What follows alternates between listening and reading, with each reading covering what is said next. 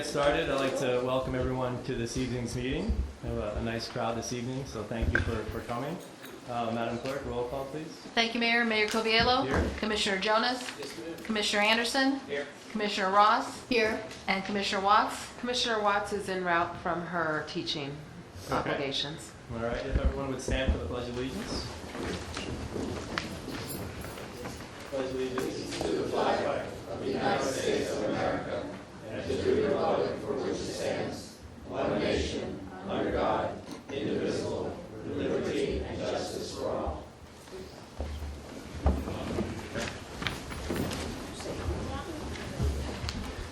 All right, we're gonna. Can everyone hear me? Okay. All right, we're gonna move into presentations. We have one presentation this evening, which is it's an important presentation. It's a sad time though for the village. We're losing one of our very good employees, Christian Manners. Christian, for those of you that don't know him, he's the public services manager.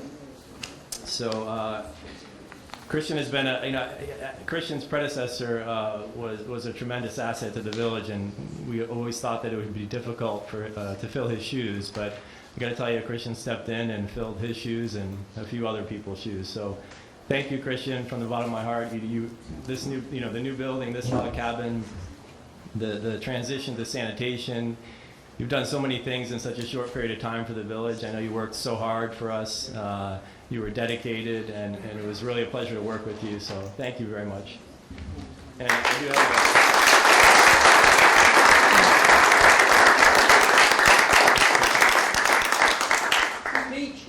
I do have a proclamation that I want to read. Christian Manners began his career with the Village of Biscayne Park as Public Services Manager in August 2014.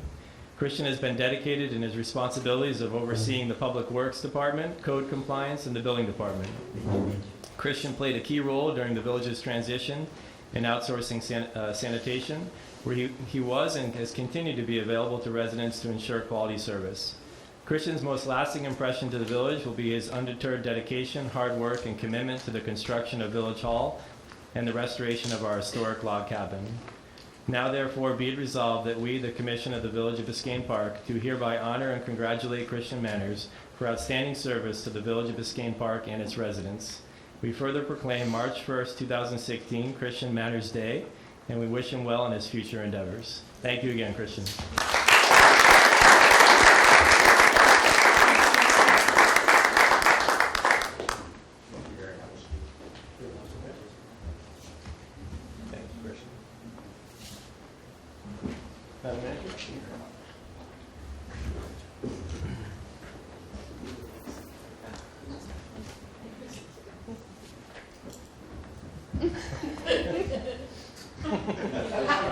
Christian.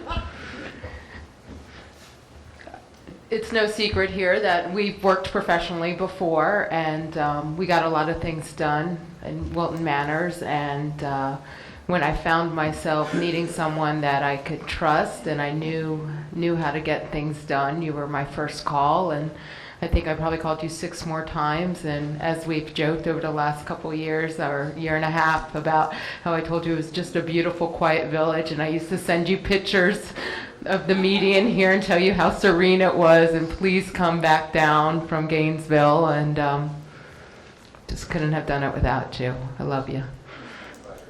Thank you.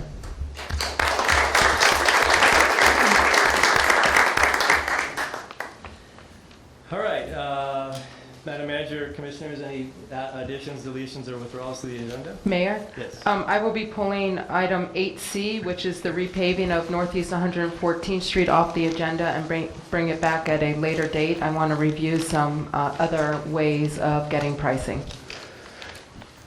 Okay, so 8C is being removed? Yes. I'd like to add. I'd like to add a discussion to unfund the public services manager's position. Okay, you'd like to add that to a discussion item? Yes. Okay, we'll add that as item 12G.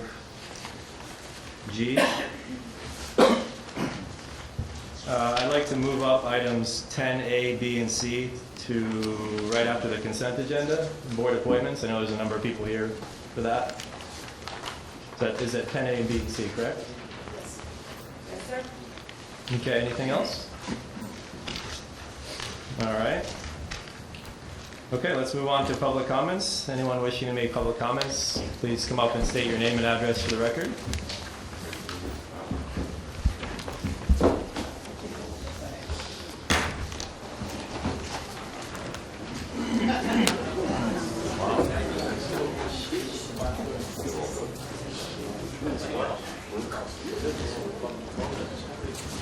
Is there something I don't know about, or?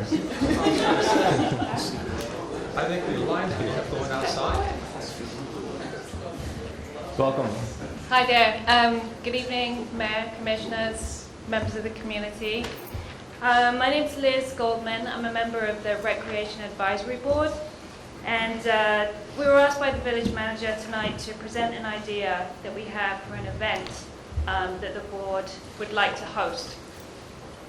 So the event would be a fun social gathering by way of a community potluck for the residents of Biscayne Park. And we'd like to hold the event not at the rec centre, but in one of the pocket parks or medians in the village, which is located on 116th Street between 8th and 9th Avenue. And the date for the event would be Saturday, May 21st, 2016, between 12 and 4 p.m.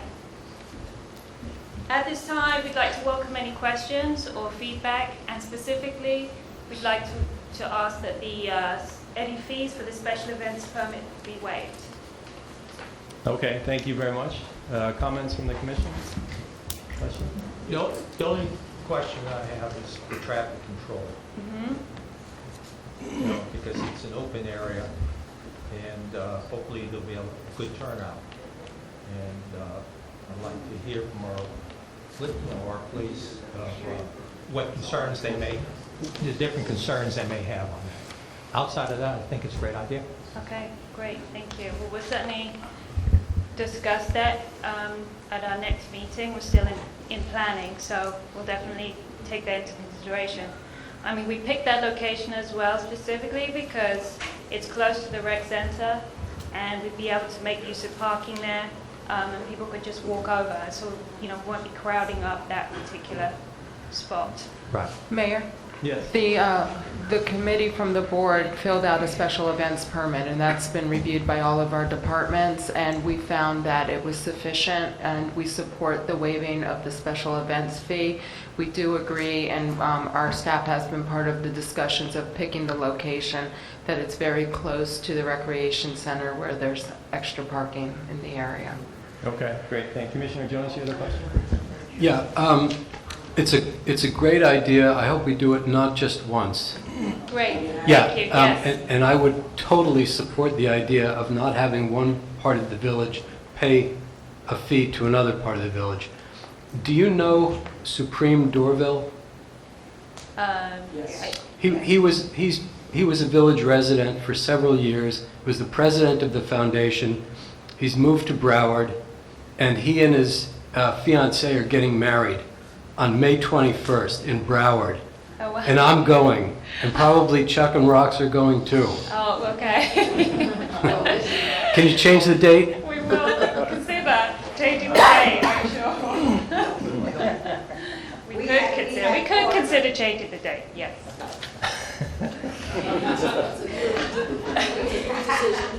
We had thought this will not be a one-time event. We're going to do it 3 or 4 times. I'm sorry. Rosemary Weiss, member of the Recreation Advisory Board. We had thought to do this more than one time. And maybe every 3 months or 4 months, we haven't picked out the time slots yet, but it's not going to be a one-time only. It's going to be moving around. Yeah, not in the same location. And not in the same location. We're going to move it all around different places throughout the village so everyone can participate. Any more questions? Okay. No, I thank you for your hard work. I'm in full support of waiving the fee and in full support of the event, so thank you so much. Commissioner you. Ross, question? Yeah, I also support waiving the fee. I think it's a great event, and if there's any way that I can contribute early in the day, I'm happy to. Thank you so much. Thank you. I sort of nicknamed it the 4P project. Pocket Park Potluck Picnic. All right. Thank you for your Okay. And Thank you please again. pick Thank you. another date.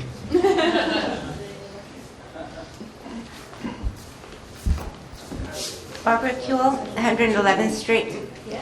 I just wanted to speak about the item on the agenda about the driveway compliance extension. I really question why we would have to give residents an extension if the letters went out, even in December.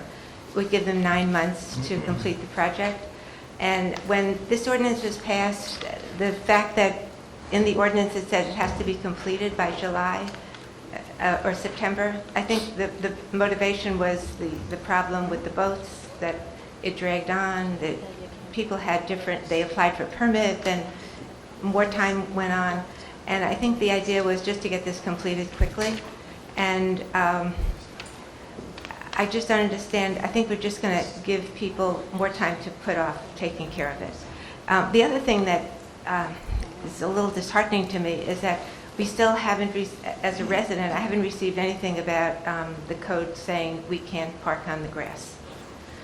Not that I want to, but I think since we're on the agenda, you have items that are going to be giving code violations to residents. We should be notifying all the residents in this village that we have code changes and that they should be complying. So if you could look into that, I'd appreciate it. Thank you. Okay, thank you, Barbara.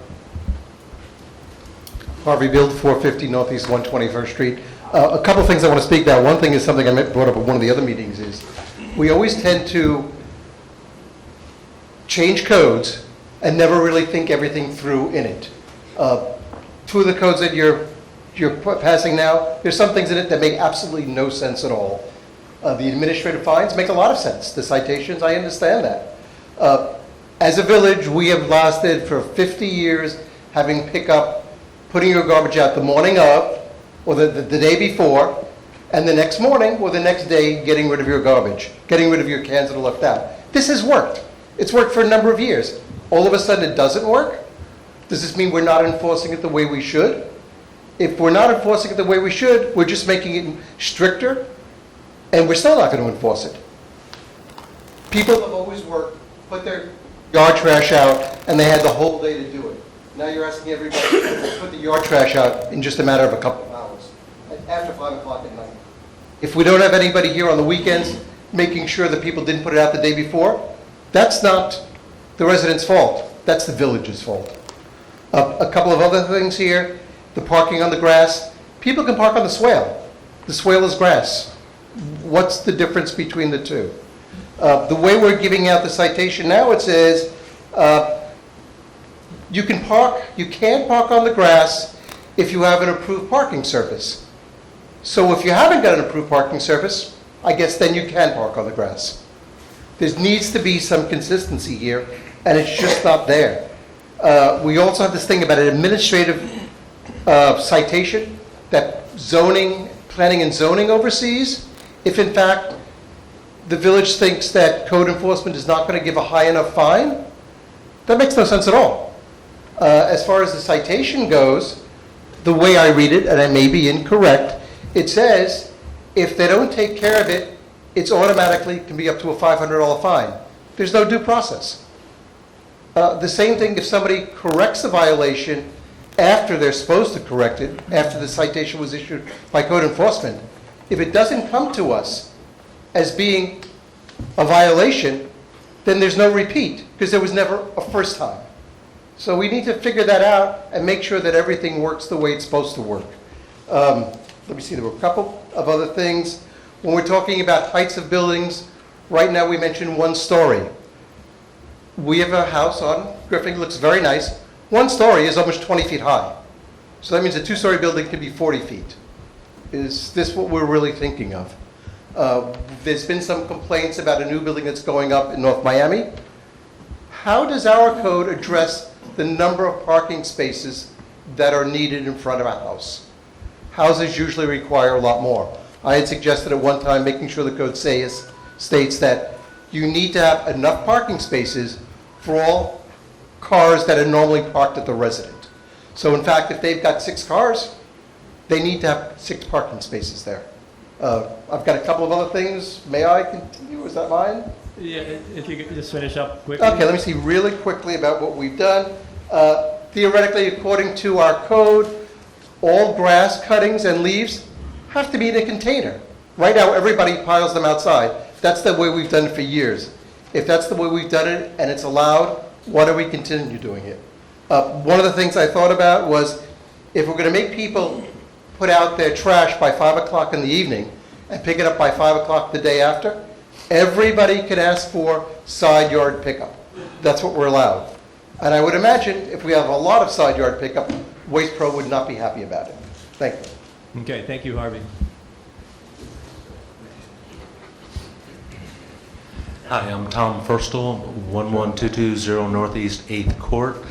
I just wanted to take the opportunity to express in public my support and admiration for this commission and the mayor and the staff of the city, and express my interest and willingness to serve on Parks and Pathways Board. Thanks. Great, thank you very much, Tom. Good evening. David Raymond, 11520 Northeast 9th Avenue. Commissioners, Madam Manager. If I may, Christian, thank you. You've been wonderful. I'm going to miss you. I'm not sure where you're going, but you've been very responsive, and I've worked in government in different settings, and people like you don't come along all that often. I don't know what you're going to do without him, Heidi, but I'm sure you're praying about that or whatever you may do. But good luck to you, and thank you so much. So on that point, probably the first time I met Christian was when I discovered that our house had a flooding issue outside. So I just wanted to address, I saw in the minutes from the last meeting that somebody said, nobody talks about flooding. So I just wanted to say that yes, the street outside of our house on 9th Avenue still floods and is still kind of a mess whenever it rains. So I know that there was an item about paving the street out here and using some CITT funds, which Heidi has deferred probably for nothing to do with this reason, but I know when we have talked about it before, depending on what the study results showed, there was some opportunity perhaps to use some CITT funding to address the French drain that goes back and forth across 115th Street, across 9th Avenue actually, between 115th and 116th. So hopefully the report will be out from the engineering firm at some point. But just to let you know, that's still an issue. We still have people walking through our yard on a regular basis when it rains. I know there's another few hot spots out there, so just keeping that on the burner. In terms of the trash pickup, I agree with the gentleman who spoke before. There are several issues in that the way that ordinance reads that really just doesn't make any sense. The 5 o'clock, putting out your stuff. Today, for example, I was out cutting some bushes and putting stuff out. Wasn't 5 o'clock, wasn't going to be 5 o'clock because I did it this morning. And then when you read the bring your stuff in, it says 5 a.m. I don't know if that's a typo, but I can't figure out how at 5 a.m. I'm supposed to get up at 4 in the morning, get my trash bins in, and Mr. White's going to be out there at 5:01 to cite me in the morning unless you're change shift hours. So I don't know, maybe that was a typo, but that doesn't seem to make any sense at all. And then the administrative fines that were in there, as the gentleman before mentioned, when you read it alone, maybe there's some other part of the village's code that addresses administrative fines, but when you just read that ordinance, you really don't know what's happening. Like, you're going to get a fine or you're not going to get a fine? Does it go right to the $500? There's nothing. It's very confusing to me unless there's something else referenced. And the last thing is, I know you're passing something related to landlords. I don't know if the village, and I did email Heidi and the mayor about this, I don't know if the village has thought about putting anything in their code about short-term leasing. I know when we lived on the beach, this was a big issue for us. We had people cross the street, kids partying, and had to call the police all the time.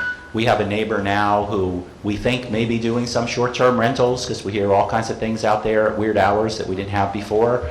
And so I don't know if that's something that you've looked at or could look at, but just raising those. Thank you so much. Okay, thank you, Dave. Good evening, ladies and gentlemen. My name is Maximilian Diedermann. I'm the owner for 11900 Griffin Boulevard, the new construction everybody seems to be talking about. I couldn't help that to notice in a couple of city commission meetings, and I've been reviewing the minutes from the last 6 months. Commissioner Watts has actually voiced out a concern. I've actually had the opportunity to speak to her in person regarding the Mac Mansion situation, and I would like to thank Commissioner Jonas for the rebuttal on the first time when she brought this up, that the clear definition of a Mac Mansion is a house that is ostentatious and lacking architectural significance. Personally, I took a lot of offense to that. I'm actually a real estate developer. We own several properties through the village of Biscayne Park. We have a lot of track records throughout the state of Florida and city of Miami and Miami-Dade County to go into areas and redevelop the areas, and actually we have hit a lot of records in terms of increasing the entire neighborhood in the area with increasing square footage price and enhancing the actual amenities for everybody to enjoy. And I couldn't mention to notice that this is becoming an issue now where the city commission is actually putting it on the agenda to discuss the construction and ordinances. I would like to make sure that the city commission is putting this in consideration, that a similar issue has arisen in the city of Miami when they came up with the Miami 21 zoning code. A lot of money has been spent on that zoning code, and it's very unfortunate that the people that are actually enforcing the code cannot comprehend it. It's open to interpretation, and it seems to be the general issue in this specific village that the code is silent on many, many things, and it is open for interpretation. However, we have a lot of subboards within this municipality, and that the chairs and the commissions, well, board commissions, are using that vagueness of the code to their benefit and will not give the residents and the owner who are doing something in code compliance or building the opportunity to rebuttal. Now, in my processes, after I've spoken to Mrs. Watts for an hour, left a little bit offended in that sense that she called my house ugly, in a sense. It might be open to discussion. I don't find it ugly. My wife doesn't find it ugly. Maybe my neighbors will do, but the house is not ready yet. We have provided significant amount of renderings and architectural elevations for the property, so we should be finished within the next 30 days. But I would like to know that the City Commission should review this item and this specific subject very carefully and take a lot of time to interpret what they're about to do, because personally, as being an owner here in this village and buying more properties in the village, we'll be doing a lot more work here, and on my personal aspect, I will be reviewing this in great detail. Thank you very much. Okay, no, thank you. Good evening, I'm Howard Goldman from 11950 Northeast 6th Avenue. I've been a resident here for, I can't believe it, 10 years now. I've watched the village grow for over this last 10 years and see families come in with children and dogs, which brings me to the dog park that has come up and gone away and come up and gone away on several occasions, one of which I tried to reinstate several years ago. And I see it's becoming a hot little issue right now once again. One of the last notices that I read this evening was someone who ended their comments with snap a leash on them and walk them. I think we all love doing that, snapping a leash on our dogs and walking them.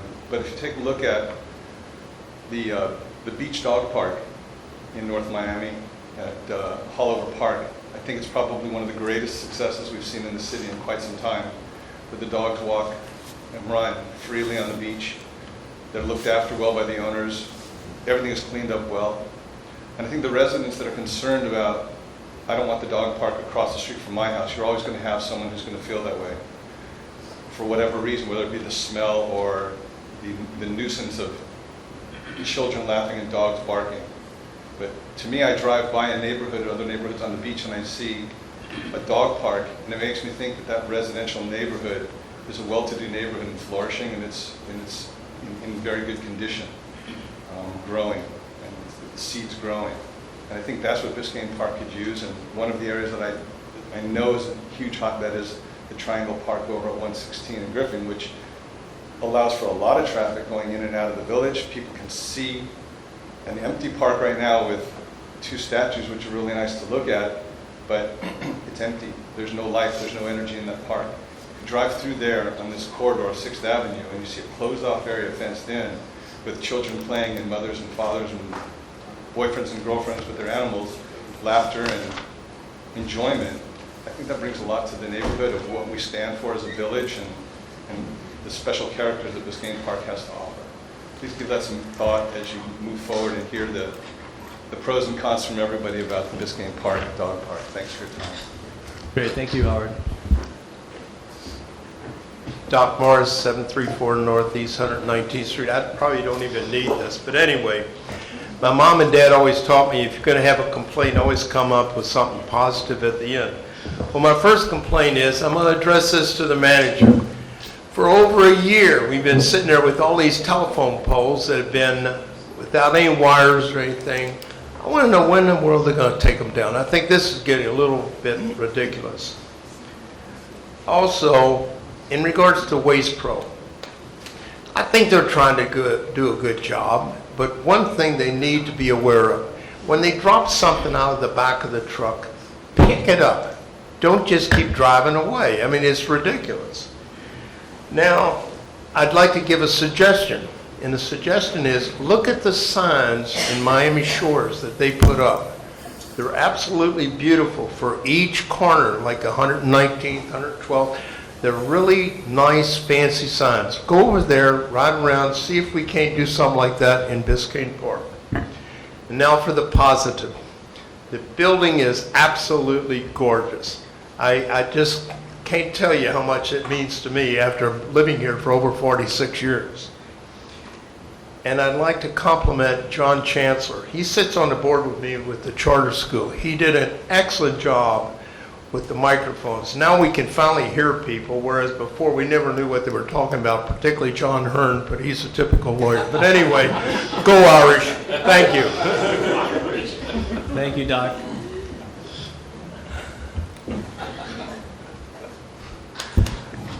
Chuck Ross, 11166 Griffin Boulevard. I just was saying, Doc, I don't know how you made those. I don't know how you read those notes on that napkin.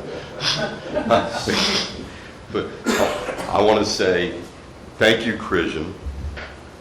You're courteous, for being courteous, responsible, and dependable. You'll be greatly missed.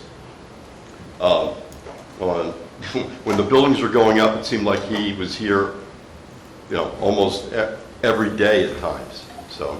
And the day that we were, this building was going to be dedicated, I believe he was out here sweeping the floor, correct? At what time was that? Hours before the building was going to be dedicated, so thank you.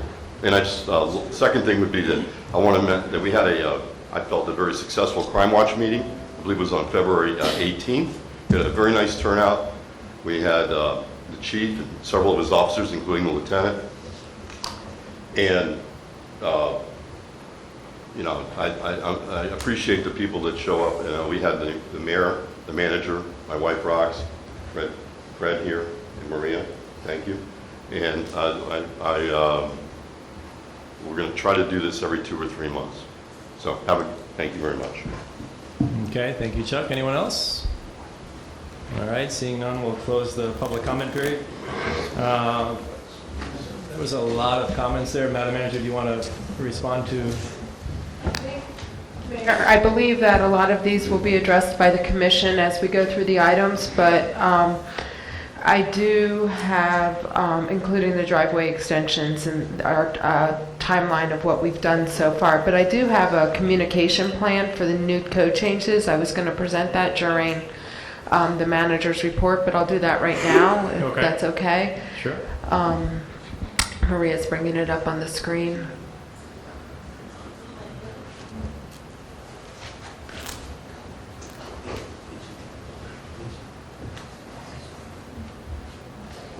There we go.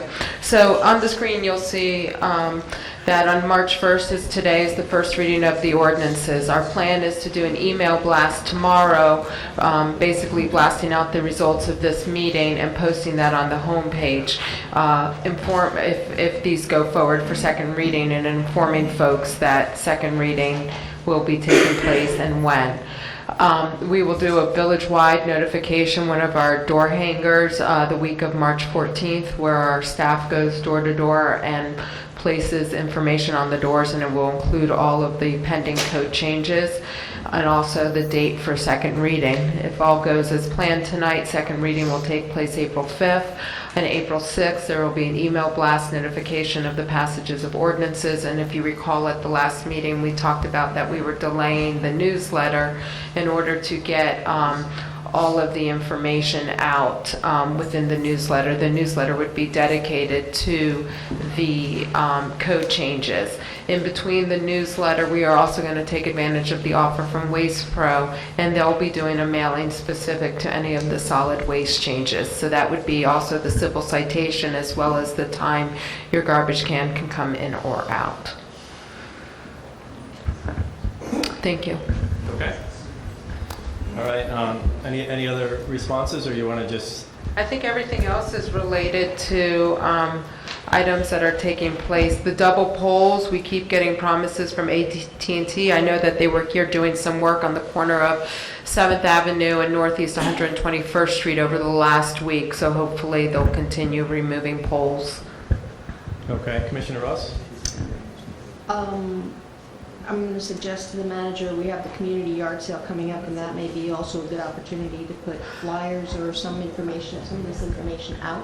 Yeah, if it wasn't in there, it's, yes, that when we do the, oh no, that was part of the driveways, I'm sorry, but that's a good suggestion. We talked about that related to something else today, thank you. And also, I think it was Mr. Raymond who mentioned short-term rentals, and some cities have enacted some legislation for that, but I'm going to defer to our attorney, but I believe that the Florida legislature, maybe it was last year or the year before, preempted the local municipalities' authority to regulate short-term rental. And that discussion has come back to the legislature. They had some bills that were in discussion this year to alter it a little. And John, if you want to weigh in on that. They have preempted the prohibition of it. I can tell you the city of Fort Lauderdale has done certain things about noise and registering. That's relatively new, and I think a lot of cities, and certainly I am monitoring the effectiveness of that. And if you want, I can get some information from Fort Lauderdale in the next couple of months and come back to you under city attorney and let you know what the progress is. But Commissioner, you are correct. There is a general preemption from prohibiting short-term rentals completely. And so you can't prohibit them. There's certain noise and registration that some cities have tried, Fort Lauderdale being the more preeminent one that I know. So maybe later on in the meeting, we could add that as a discussion item for next meeting to explore what we can do. Thanks. Okay, all right, thank you. Anything else, Commissioner Ross? That's it? Okay. Did you have something?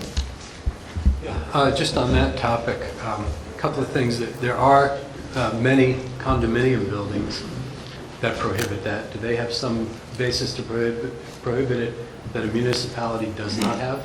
Correct. They have a private contract. So when you enter and decide that you're going to be part of that condominium association, there are private regulations that we as a city cannot do as a governmental agency. So you're recommending then that we just have a very low threshold for calling the police if there's noise? Well, if there's a violation, I would certainly call the police for whatever the violation would be, or code enforcement, correct? Okay.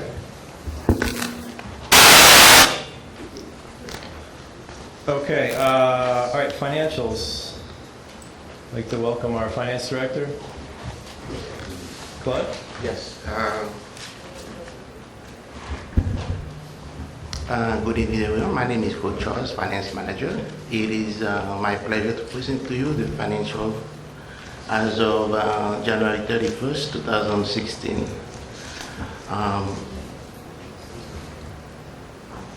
Okay.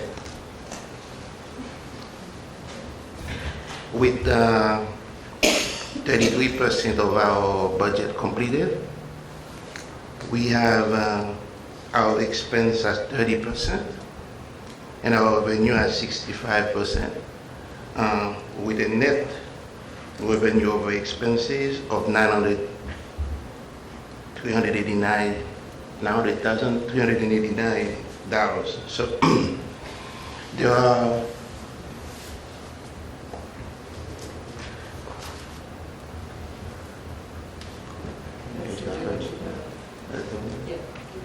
okay. There are 3 different reports in there. The general fund, which is on your first page. On the second page, we have the CITT funds.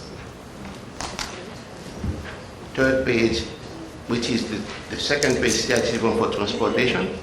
The third page is for transit. And the last page is the report for the road funds. On the road funds, we have completed our expense at 35.19%, and the revenue is at 27.74%. With a negative balance of 9,469.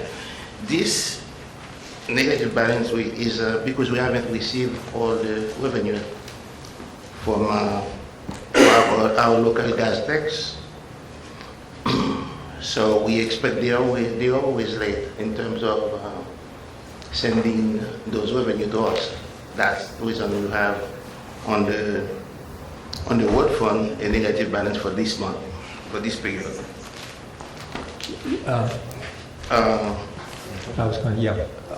So what you're saying is a negative balance that we have of $11,815 On which one? on the road fund? It's 9,000. 9,000. It's 9,000 because you have it in red here on my copy here. It shows net revenue and expenses. It's in red and it shows 11,815. That's the CITT fund. Oh, you're talking about the CITT fund. 11,815, the CITT fund. This is for 103 transportation. Why is it negative? He wants to know why is it negative. The road fund. Yes. What I'm talking about is the road fund 103. On road funds? Mm-hmm. Okay. Be the last page.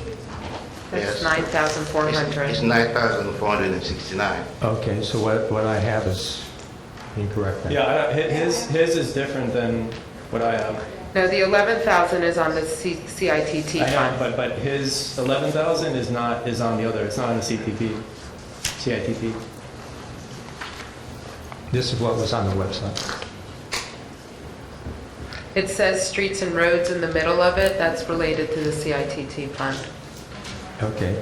If you go down to the bottom item on there, it's 11,815.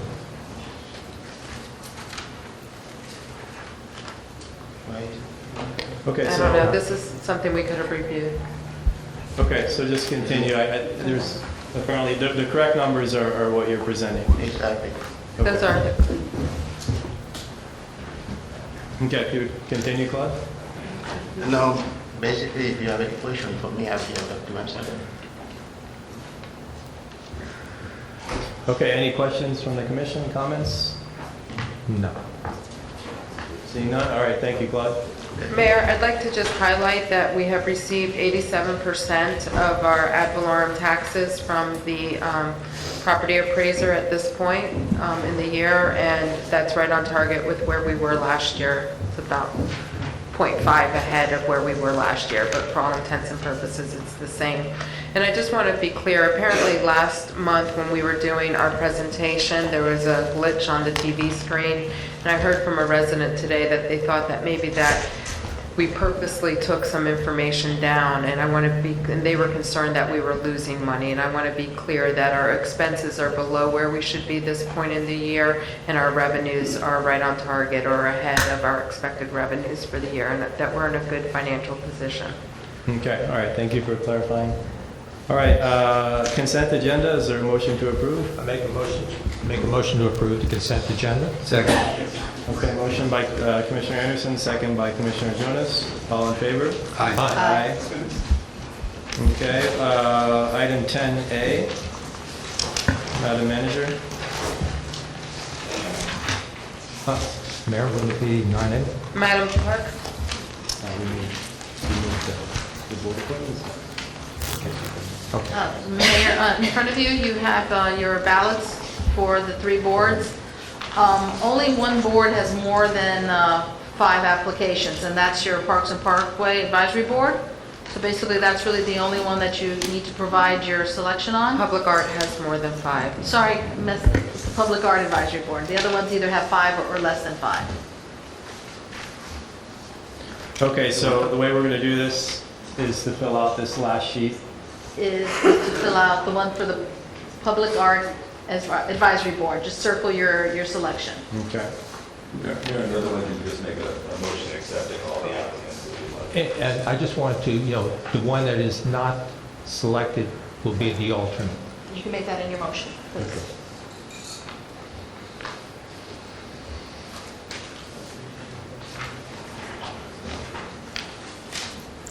Public Art Advisory Board.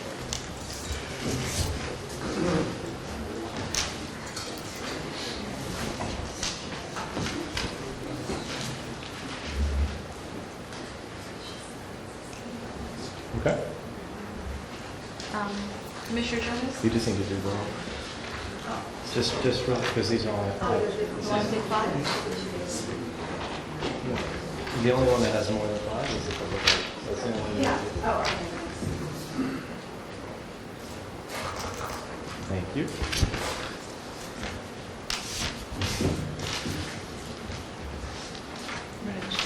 Ready. I passed it.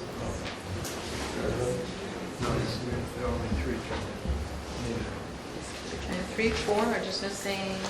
Just the. It's coming. Thank you. And then wait for the tabulation that you'd like you to do, I think. Thank you. Motion to approve Parks and Rec Advisory Board applicants. Make a motion to approve Parks and Parkway Advisory Board appointments Second. and Recreation Advisory Board appointments. I'll second. Okay, motion by Commissioner Anderson, second by Commissioner Ross. All in favor? No. Aye. Aye. Okay, congratulations to the folks that are here. Thank you, Tom. Barbara, thank you. And Dan and Rosemary, thank you. Okay, we have a tally on those, the other? Yes, Mayor, based on the tally, the board members for the Public Art Advisory Board will be Larry Newberry, Karen Marinoni, Melanie Oliva, Amy Raymond, and Susan Weiss. And based on the comments here, Sarah Johnson will be an alternate. Okay. I make a motion to approve. Okay, motion by Commissioner Anderson. Second. Second by Commissioner Jonas. All in favor? Aye. Okay, congratulations. Moving right along, item 9A is first reading of an ordinance. Mayor, this is Ordinance 2016-02, an ordinance of the Village Commission of the Village of Biscayne Park, Florida, amending Section 16-15 of the Land Development Code entitled Landlord Permits, providing for conflicts, providing for severability, providing for inclusion, and providing for an effective date. And Mayor, before we get to the public hearing, I believe Commissioner Ross had for discussion, and we went ahead and made the change of exempting, for exempting individuals from the fee for landlord permits. Why we did that, so I met with staff, and we also removed another exemption, and also we realized that our code is requiring that information and certifications, which is very helpful, especially if we have a code violation, we can find the owner. We are not actually doing the physical inspections, so staff recommended that we strike that, and that's how it's been proffered to you. Okay, all right, so we'll open it up to public hearing. Anyone wishing to make public comment? Seeing none, we'll close the public hearing. Okay, commissioners, questions, comments? I make a motion to approve ordinance 2016-02. Second. Okay, motion by Commissioner Anderson, second by Commissioner Jonas. Roll call. We have comments? Oh, I'm sorry. Yeah. Thank you. Sure. So when I met with the manager to review the agenda and we went through the whole package, I asked, and of course, she wasn't here at the time that this was first enacted, but was there a reason why we initially required the inspections? I think at the time there was planned to have those inspections. There are some cities that have that in their ordinance. I do think, from a practical point of view, most cities don't follow through with those inspections, and I think from my conversation with the manager, we just wanted to reflect what we're actually doing at this time. Because my recollection was that that was one of the things that some of the landlords found objectionable to open up their properties for inspection, and we could have maybe avoided all that negative impact. But I'm glad that we're going to retire that from the ordinance. Yeah. Okay. That's correct, Commissioner. And one other issue, too, is that we were not trained, our code officer is not trained, as very few code officers are, for housing type violations. So that would be another reason. Thank you. Okay, Commissioner Watts? Okay, yes, my recollection of that is that the then commissioner was, my recollection was that the commission was just concerned with having some apartments that were slumlords or having things that were done illegally and without permits and things to be checked.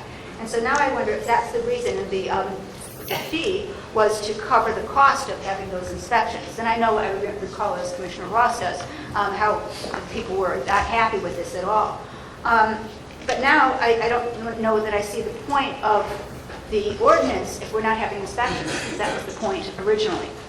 And then I also have some questions, and I talked with the village manager about this, but I need some advice from our lawyer about provision 1615(2).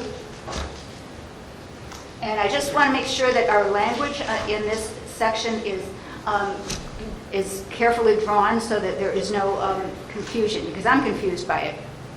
It reads, landlord permit is required.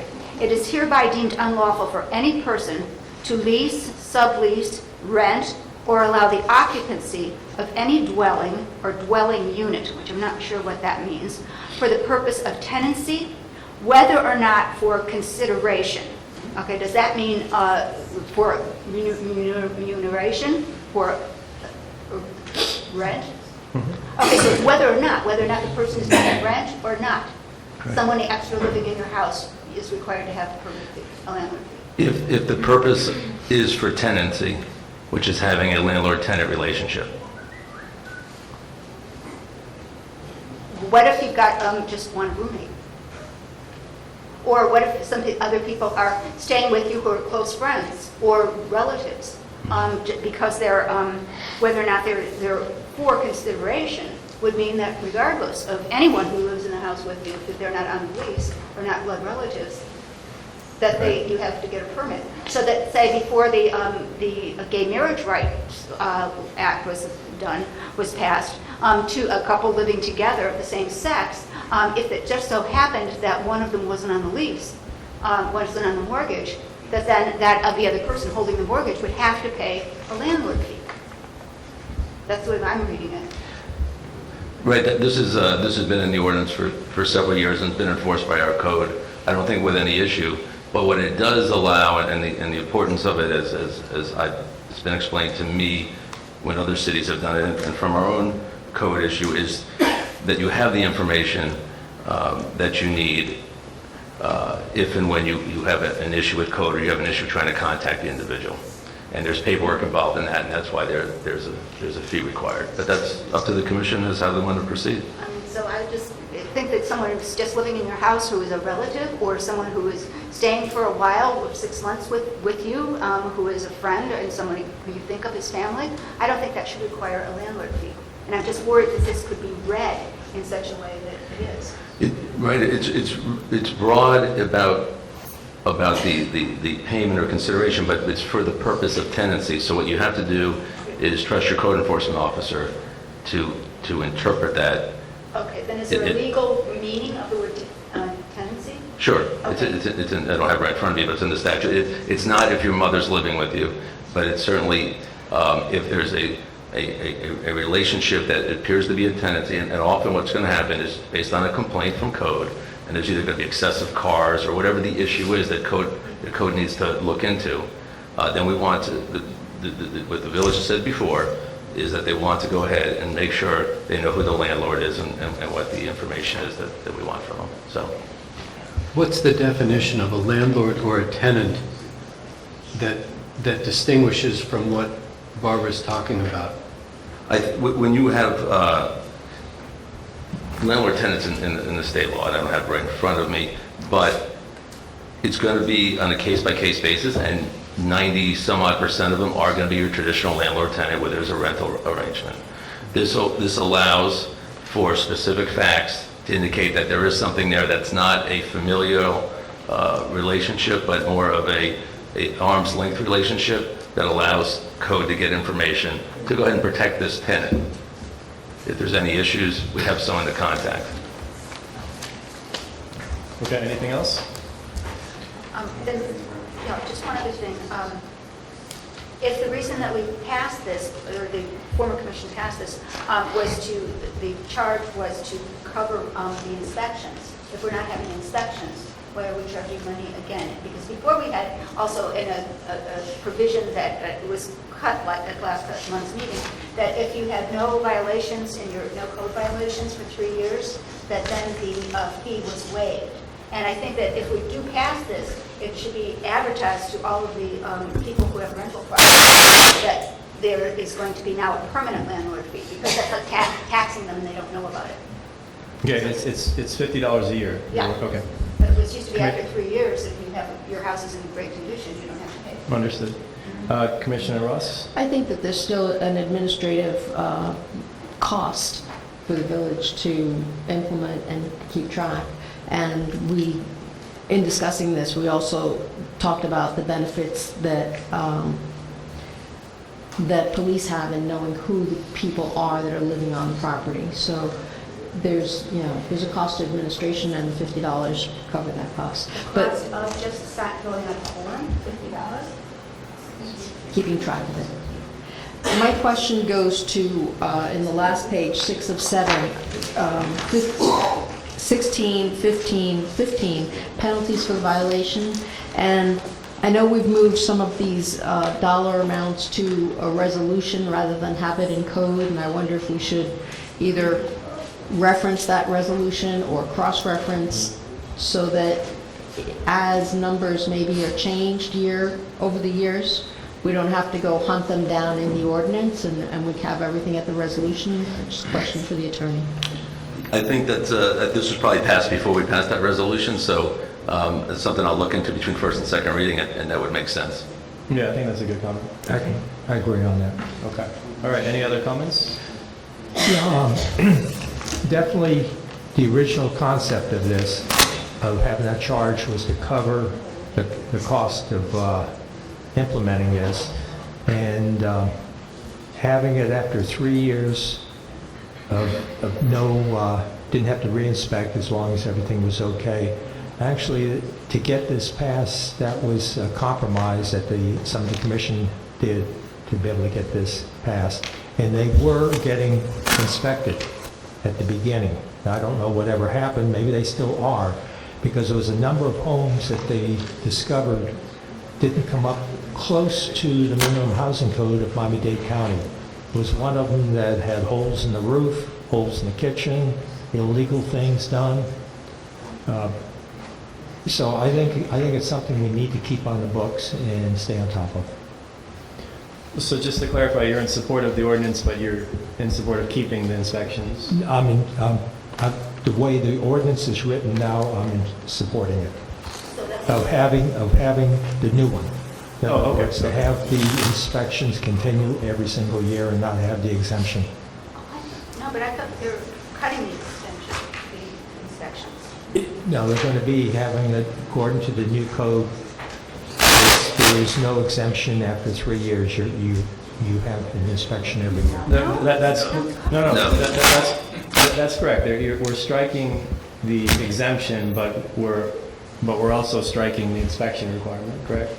Right. When we got together with staff and realized that we weren't doing the inspections, we're recognizing that reality right now. So that wasn't our decision at the last meeting, but that was... No, that's why we brought it up, right? Well, it concerns me that if we're not going to inspect them at all, we're not having our building inspector at least check to make sure the minimum housing, Dade County's minimum housing standards are being met? Yes. Mayor, if that's the case, due to a level of expertise that is being asked for the inspection and the cost that we have with our chief building official, we would need to raise the permit fee. I would like to hear maybe at the, when this comes back up, of what that would be. Okay, but are you speaking about? I can address that now. An inspection is $95. So you're speaking not of issues that would come up with, that could be addressed by code compliance, whether it's a roof that's caving in, but you're speaking about interior issues. The original concept of this was to maintain minimum housing standards, Dade's minimum housing standards. Mm-hmm. And that's why it needed to have, people needed to have access to go inside. And that was part of the original code. Okay, so those inspections would be performed by the building official? If they were to occur?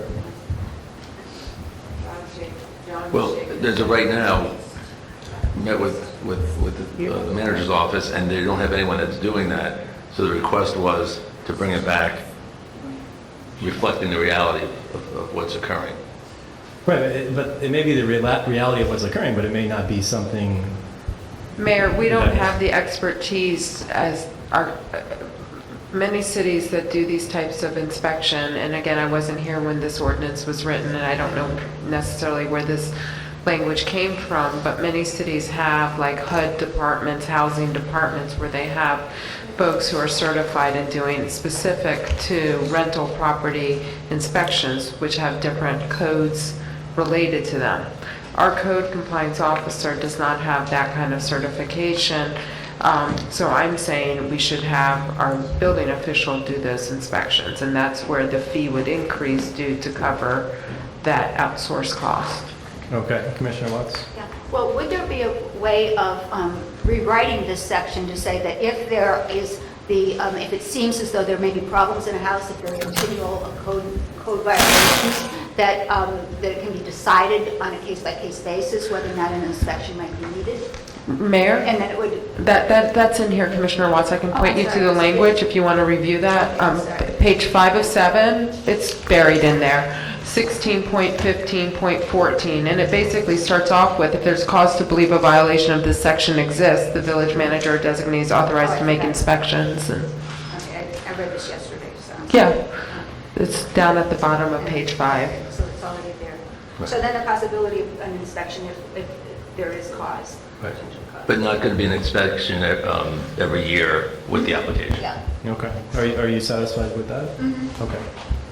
Okay, any other comments on this ordinance? If we go ahead and follow with that, then, if we feel there's cause, then we're going to have somebody to go in that has the expertise, which would be our building inspector. And if the $50 fee is not covering it, that's going to be a problem. Can we add a provision in this section 16.15.14 that says that the landowner will be responsible for the reimbursement? Or? Sure. Okay. All right. Okay, I'm okay with that now. Okay. All right. So we have a motion and a second. Motion. We already did. I made my motion. Yeah, we need a roll call. Let me reread my motion, make my motion with the changes. Okay. And a second by Commissioner Jonas. Okay. Madam Clerk? Thank you, Mayor. Commissioner Jonas? Yeah. Commissioner Anderson? Yes. Commissioner Watts? Yes, on the condition that this be advertised to the people who own rental property. So that they know So it's a what's no. happening. So that's a no? Or, Was proper, Well, right? let's leave that up to staff and do the notifications. All right. Okay. okay. Vice Mayor Watts? Yes. And Commissioner Ross? Yes. And Mayor Coviello? Yes. Okay, motion carries 5-0. First reading. Okay, item 9B. Mayor, this is ordinance 2016-03, an ordinance of the Village Commission of the Village of Biscayne Park, Florida, amending section 6.3 entitled Solid Waste, providing for conflicts, providing for severability, providing for inclusion, providing for an effective date. And this is where discussion was had about the times for recycling pickup. I think there was also discussion on the size of the containers, but there was, because of how Waste Pro's size is right now, after meeting with staff, there's no change there to be made at this time. And we open up the public hearing.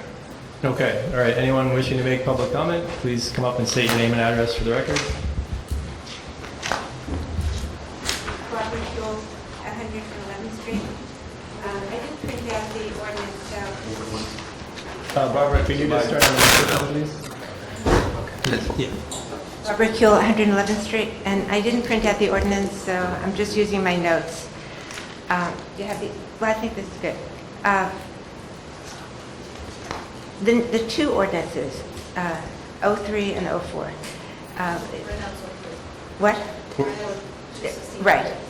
Okay, so they both deal with the garbage, recycling, kitchen garbage, trash, yard trash, and the ability to give a citation.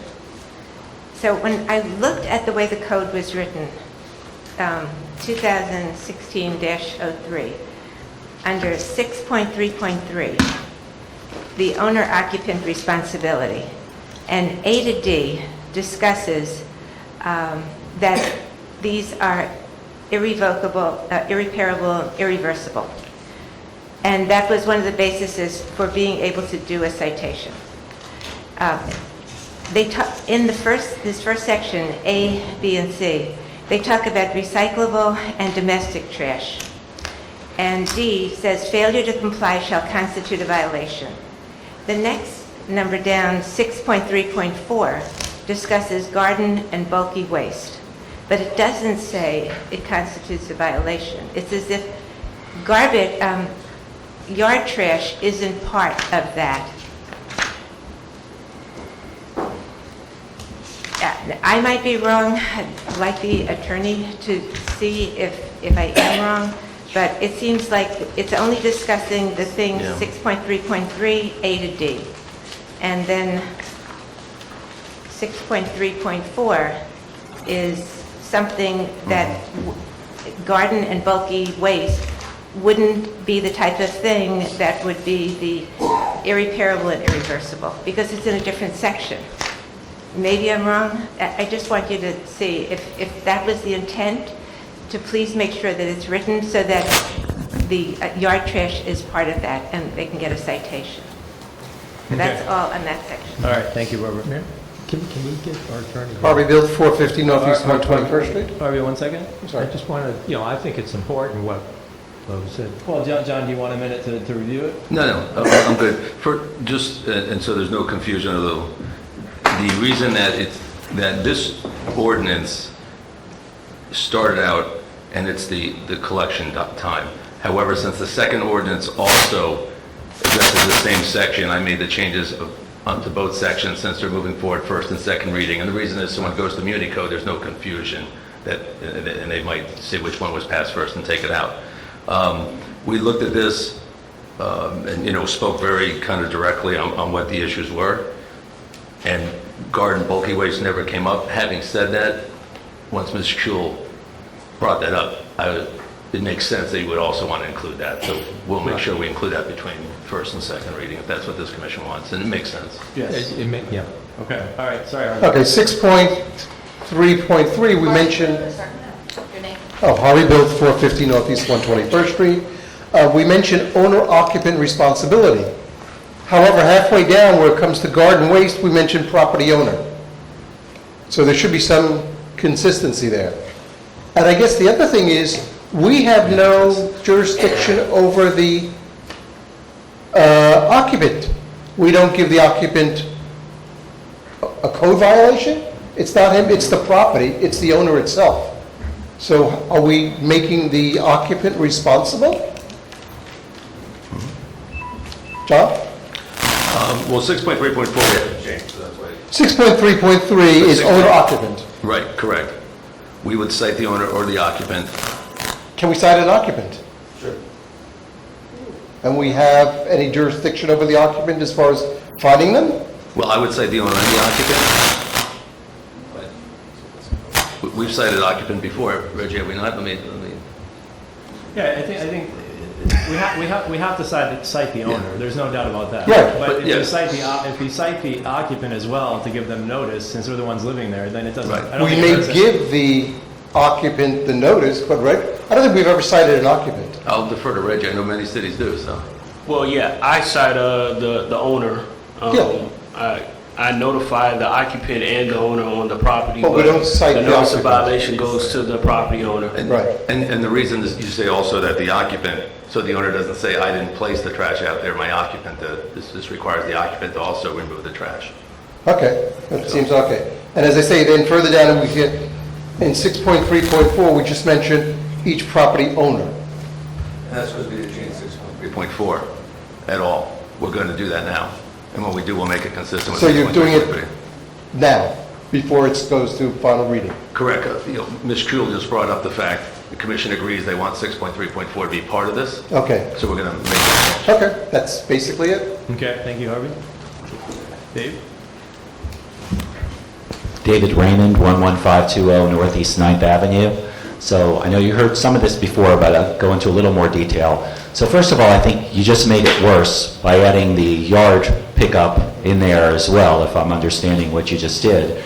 Because part of the issue, again, and maybe I could just ask, and you can address this when I'm done, what is the problem? What is really the issue? People are leaving their trash cans out too long, or people are putting their waste out too early, or I'm not sure what. I'm on my bike here every day. Anybody who I've lived here almost a year. We love it here. It's great. I see houses all the time. I don't see a big problem here. I'm not sure what everybody is seeing. Just like people said they don't see the flooding. Okay, maybe somebody has a next door neighbor who has a bad, issue with their trash. I don't see it, but I don't see this ordinance the way it's written right now being enforceable in any way, shape, or form. I mean, 5 p.m. So Waste Pro, who we've had 4 times in the last year that Waste Pro has not picked up my trash. By the 4th time, I called. Mei Lin was very helpful. I called Waste Pro as well. The supervisor was there. They picked it up within an hour, but that was at about 5 o'clock p.m. So if they come, and they come sometimes at 5:30, they come sometimes at 6, they come sometimes at 8 in the morning. I don't know when they're coming, and you'd think there'd be some regular schedule, but there doesn't seem to be any real rhyme or reason to it. So if they're not on a schedule, I'm not sure how you're asking us to be on a schedule, because if I'm at work, if I have meetings and I work for myself, I have all kinds of weird hours and things that I'm doing in the community. If I come home and my trash hasn't been picked up and it's 5 o'clock, I'm going in the house. I'm sorry. I'm not going to wait for Waste Pro to go out there, and I'm not setting my alarm to get up at 4:30 in the morning. And I don't think that Mr. White's going to be out there at 5:01 to cite me, but why write code that has him? You're going to get a lot of overtime, Reggie. I guess that's a good thing, because I don't know how somebody's going to be up. But why write a code that does that? It makes no sense whatsoever.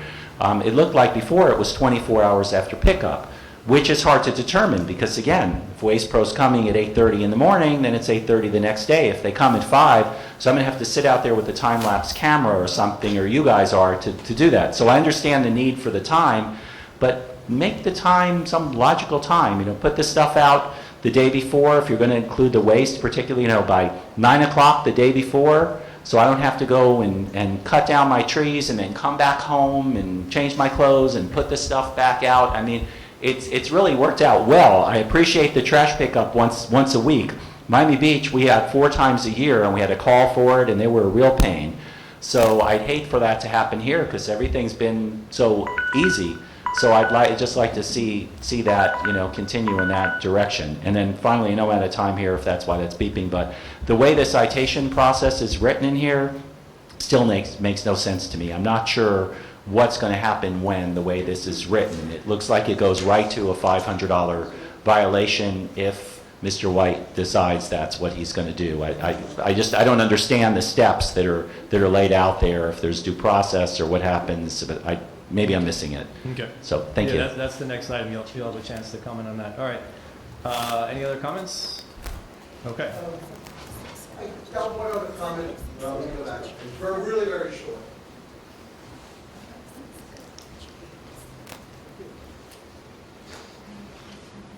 Harvey Build 450 Northeast 121st Street. I've always had a problem with critters in the yard, so I'd spoken to Waste Pro 6-7 months ago about buying one of their containers that are very easy to secure so the critters don't get in. Told I couldn't do it because of the village. Makes sense to me. I asked the village about it. The village now said, no, Waste Pro doesn't want to do it because they don't have the equipment to empty it. Whereas the equipment to empty the recycle is the same as the equipment to empty the one that I'm thinking about buying is the one that everybody else uses. It's not the single arm that reaches down from the top. It's a little plate that fits on the back of the machine. They put it on there, it flips it over.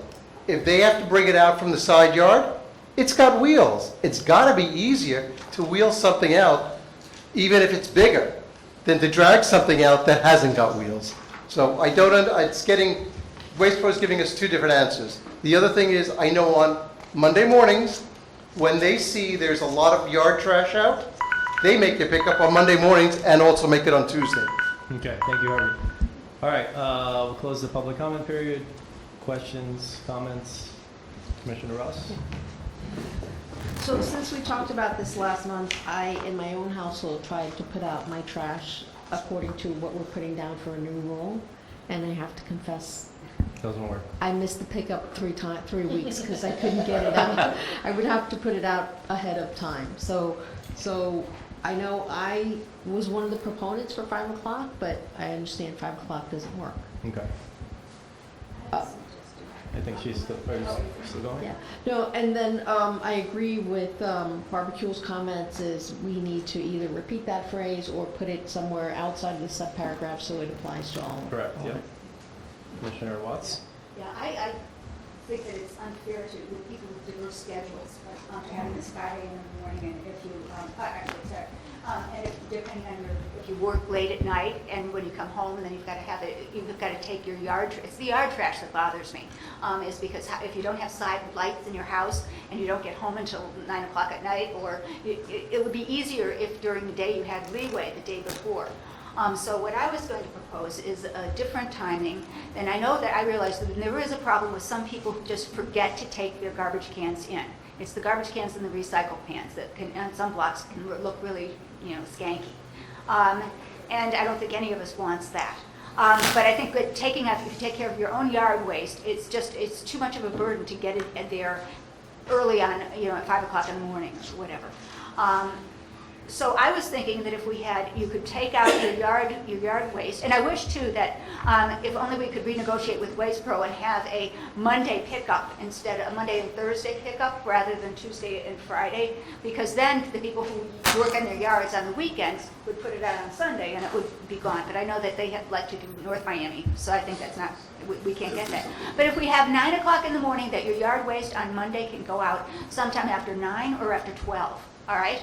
All day, and then and also your garbage cans. I like having side yard pickup so my garbage can doesn't show. It looks there.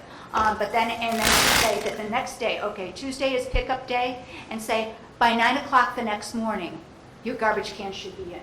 So that means I always, if I see it when I get home at night, if it's really dark, I don't see it. I might forget because I sometimes work really late on Monday nights. But if you're, if you have that evening and the next morning, 9 o'clock and 9 o'clock, it has the consistency that Commissioner Ross wanted, but I think it gives people the leeway who have different working schedules. So you're saying 9 a.m. the day before and 9 a.m.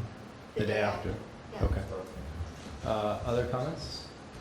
Yeah, I was going to go ahead and say, noon to midnight, but 9 a.m. to 9 a.m. makes sense because the day before pickup, you have all day. And if you happen to have a gardener, and a lot of people happen to have gardeners, better containerizing it, putting out the right amounts. That covers that. And the day after pickup, 9 a.m., it needs to be moved. So it's either people can go ahead and remove their containers when they come home from work that evening, or before they go to work in the morning. Don't leave them out all day. To me, I think that's a good compromise. And the other part that was brought up on the size of the containers, having wheeled ones, the size of, let's say, our recycling container. I guess those are 90-gallon or 60-gallon, whatever the size is. I think we need to really seriously talk to Waste Pro, because if there's wheels on it, what's the difference of them, and you got side yard pickup, of them wheeling something out of one container, then have to go ahead and maybe two smaller ones that they got to go ahead and manhandle what's in it and bring it out to the truck. Well, I have wheelie wheelers on my garbage cans. I mean, there's some really sturdy ones that you can get. Right, but they're having the bigger, They don't ones. take, but they just, Westport just takes the 3 bags or whatever and brings it out. Right, because, you know, you happen to have a small household, but I'm Yeah. referring to bigger households. Yeah.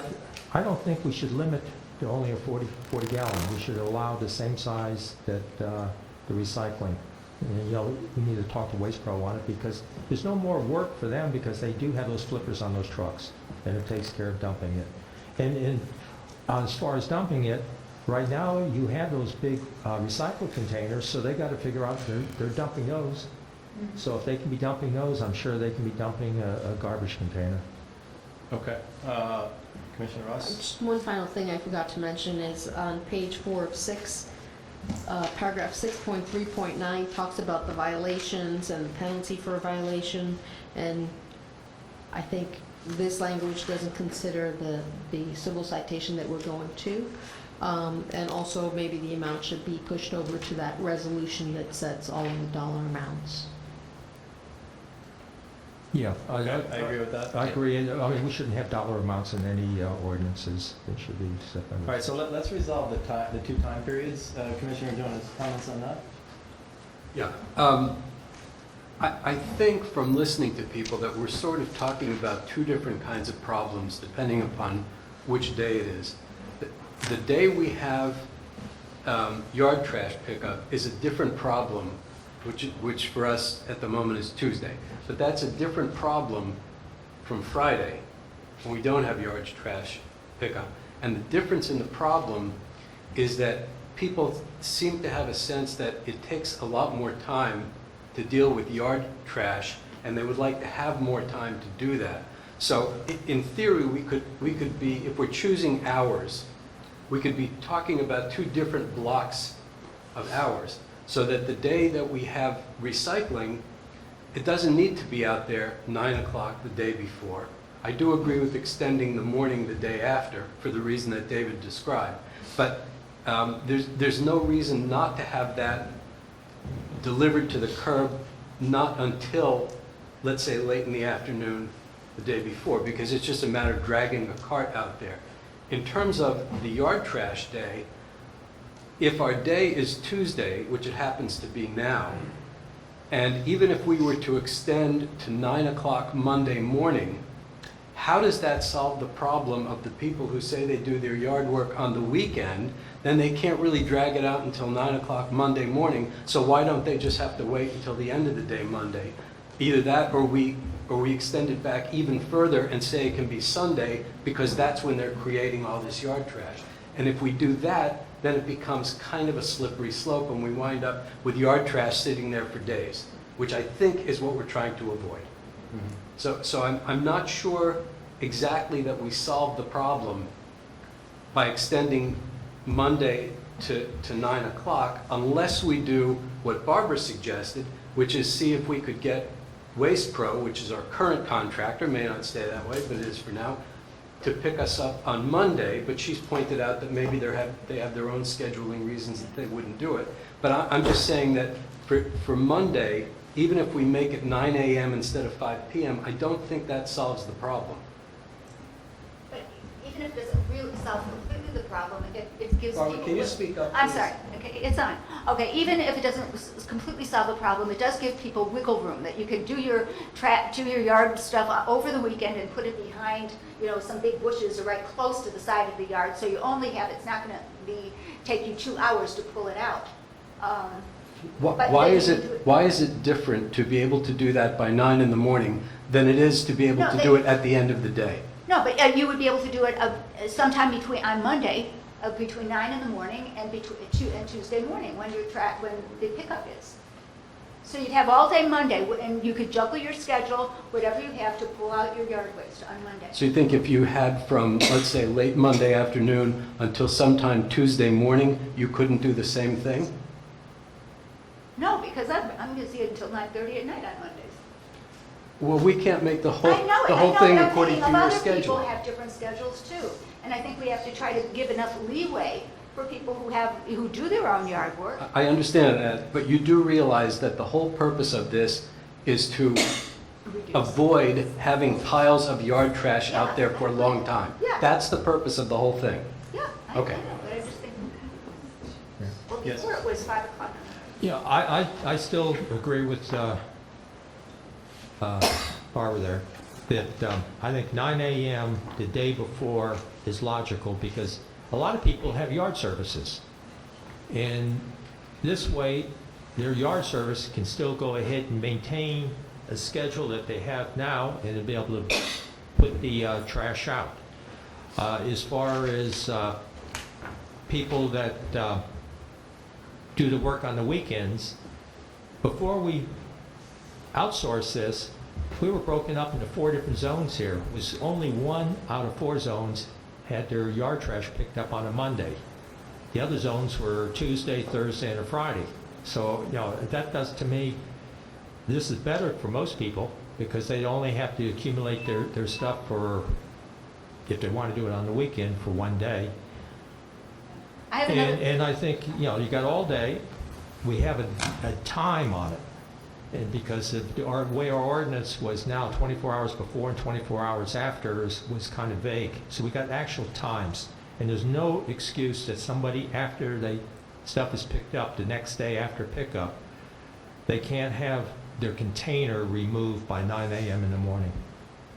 Okay, so you're in support of 9 AM and then 9 AM? Yes. yeah, Okay. and I would like to add that I figured out those numbers thinking of Commissioner Ross as wanting consistency so that it's easier to remember.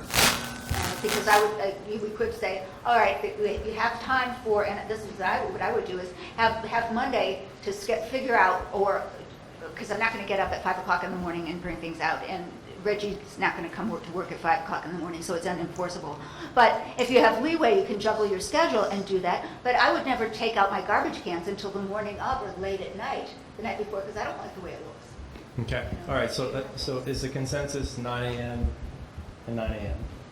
I know it doesn't address your issue with yard waste. It's not my issue. Well, the issue that you raised, but unfortunately to me, it's a little bit of a separate issue, and I think unless we move that waste day to Monday, it really doesn't help those folks that do their. Right, and I would still say, even if we wanted to do that because of the yard waste issue, and I mean, it's a bit of a problem to do this as an ordinance because it's hard to change, but I would still say it would be nice to say 9 AM Monday until 9 AM Wednesday, but 5 PM Thursday until 9 AM Saturday. There's no reason to have that there, to have people's garbage and recycling out there all day Thursday. I understand in theory what the reason is about Monday, but it does not apply to Thursday. I understand, but I also think it becomes sort of too complicated when we're having multiple. That's my opinion. Yeah, It's just, again, the goal is not to have stuff sitting out at the curb for a really long time.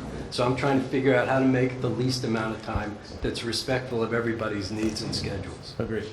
Okay, I make a motion to pass ordinance 2016-03 with the changes that was discussed. Okay, so it's a motion by Commissioner Anderson. Is there a second? Second by Commissioner Watts. Roll call. Commissioner Ross? I'm sorry, I didn't hear that. Was the amendments we discussed? It was. Yes. Vice Mayor Watts? Yes. Commissioner Anderson? Yes. Commissioner Jonas? No. And Mayor Coviello? Yes. Okay, motion carries 4-1. First reading. Item 9C, ordinance 2016-04. This is an ordinance of the Village Commission of the Village of Biscayne Park, Florida, amending 6.33 of the Land Development Code entitled Owner Occupant Responsibility, amending Section 14.1 of the Land Development Code entitled Compliance Procedure, amending 15.4 of the Land Development Code entitled Other Penalties and Remedies, providing for intent, providing for conflicts, providing for severability, providing for inclusion, providing for an effective date. And I would note that title, and we have not advertised it yet, so the title's actually going to be an ordinance of the Commission of the Village of Biscayne Park, Florida, amending sections 6.33 and 6.3.4 of the Land Development Code. That will include the last, the bulk trash that you've given direction on. And Mayor, very briefly, these are for easily repeatable but easily correctable offenses, and under normal code enforcement procedures, you give a courtesy notice for these, and they are correctable before the time is up. And as a result, there's many people repeating them without having any consequences. So we have we got input from the Code Enforcement Board, from this commission, and from staff, and we've added several items from parking and the garbage cans that we discussed, and the overgrown grass, and also related to noise. And this is a public hearing, but before you do that, because I know it's come up twice now, there is due process. There simply is no courtesy notices. So if you look at the code as written, there is an administrative citation, which is going to be in a form approved by the village manager, and in there it talks about, it informs the individual cited the procedure to follow in order to pay or contest the administrative citation. And if they have a choice to either pay or to ask and go in front of before the Code Compliance Board, then the Code Compliance Board can determine whether or not this is their due process part. It was a good citation. Okay, all right, thank you, Mr. City Attorney. What was?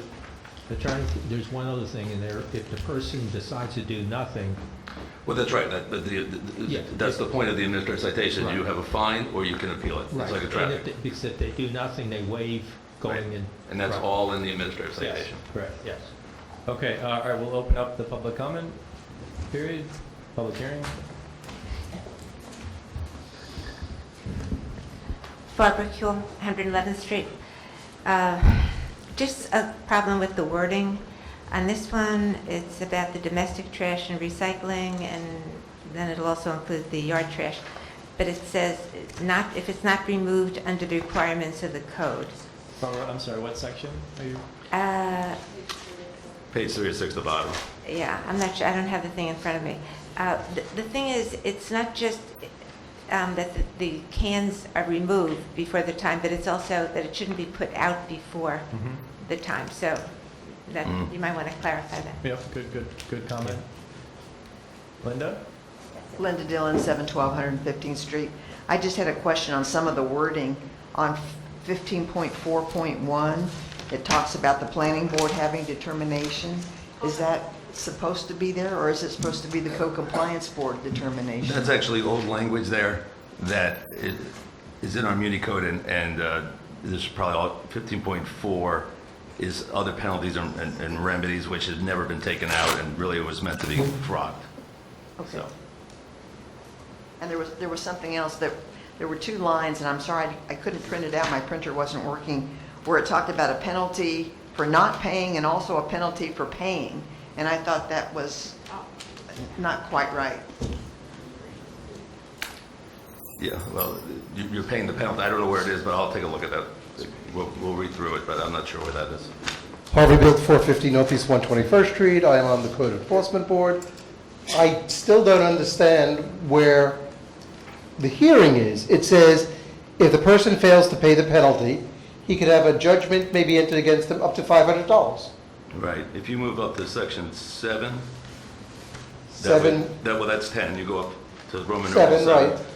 This administrative citation, this is the beginning, shows the procedure for the person to follow in order to pay or contest the administrative citation. Right. And then if you go to the page after that, paragraph 5, that the corrective violation and pay within 10 days of service, the administrative citation penalty, or attend a hearing before the Code Compliance Board. And the administrative citation, which we're not going to put that language in here, walks you through, and this is what other cities have, walks you through what you can do, just like a traffic citation. But in other words, if the person decides to do nothing and he does not want to attend a hearing, he just ignores it completely. He has to pay. There still is a hearing. No, there's no hearing. It's waived at that point. It's like if you get a traffic citation, you can pay the citation or request a hearing, go to the hearing. So when somebody gets a traffic citation, it never appears before anybody. They'll just say, if you don't pay it, you are automatically guilty. That's due process? Yeah, you have. Yeah, if you don't go to the hearing, right?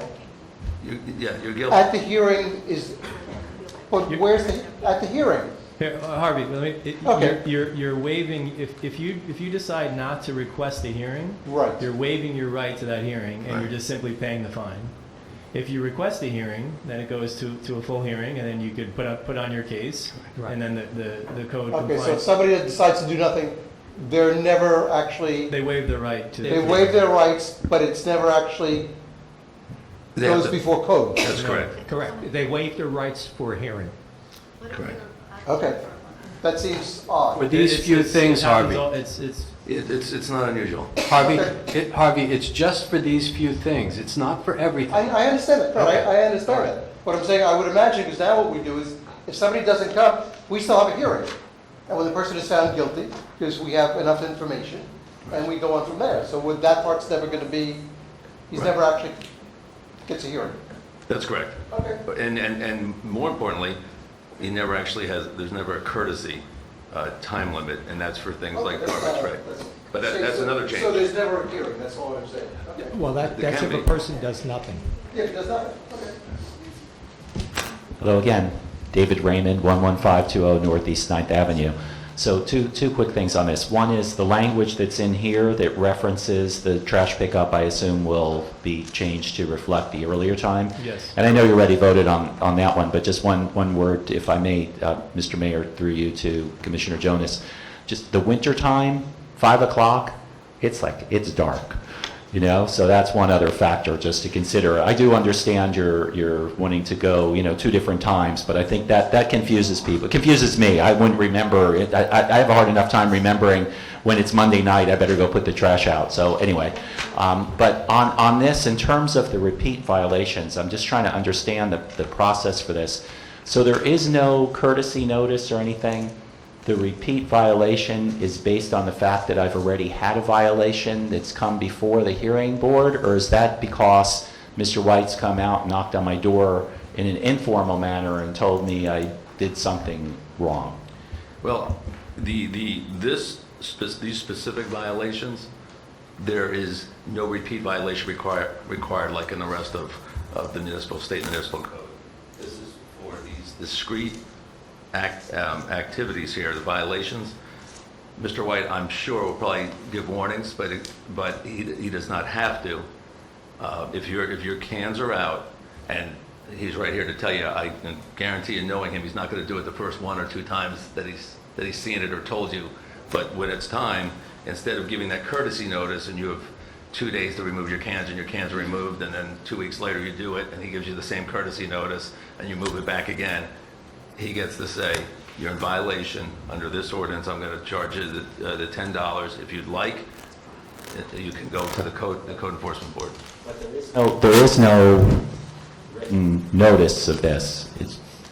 There is no courtesy notice. There's no warning. No requirement to give a courtesy notice. Right. Okay. Because it would seem like that would be something that you would want to do, because that would, I think, wake people up at least the first time, and then you would move to, okay, next time, this is for real. But at least people would know it at that point, because then, otherwise, how do you determine that it really is a repeat offense? And I raise that because I know we've had just one issue with where I've actually had Public Works come to my house, because we have a corner lot, and we have a big corner, and our next door neighbor, who's a very nice guy, has a driveway that comes up to our lot. So he puts his stuff on my swale, which I have no problem with whatsoever. But there's been a time I've had, the folks come by my house and say, you have 2 piles out. And I'm like, one of them isn't mine. Like, well, you've got palm trees in both. I said, well, we both have palm trees. It's not, I didn't put out 2 piles of trash. So, I would hope that, and everybody here has been wonderful. I'm not worried about getting a ticket. I'm just saying I think it would be fair in terms of you setting this up for someone to have, not just fair on behalf of the resident, but also to your staff to say, here, we did officially notice you. It wasn't just that we knocked on your door on September the 12th and you go, oh, I don't remember that. This way there's a record of it. You can come back and say, here's what's happened. And then if it moves to code enforcement at that point, then you're getting a violation. So, just something to consider.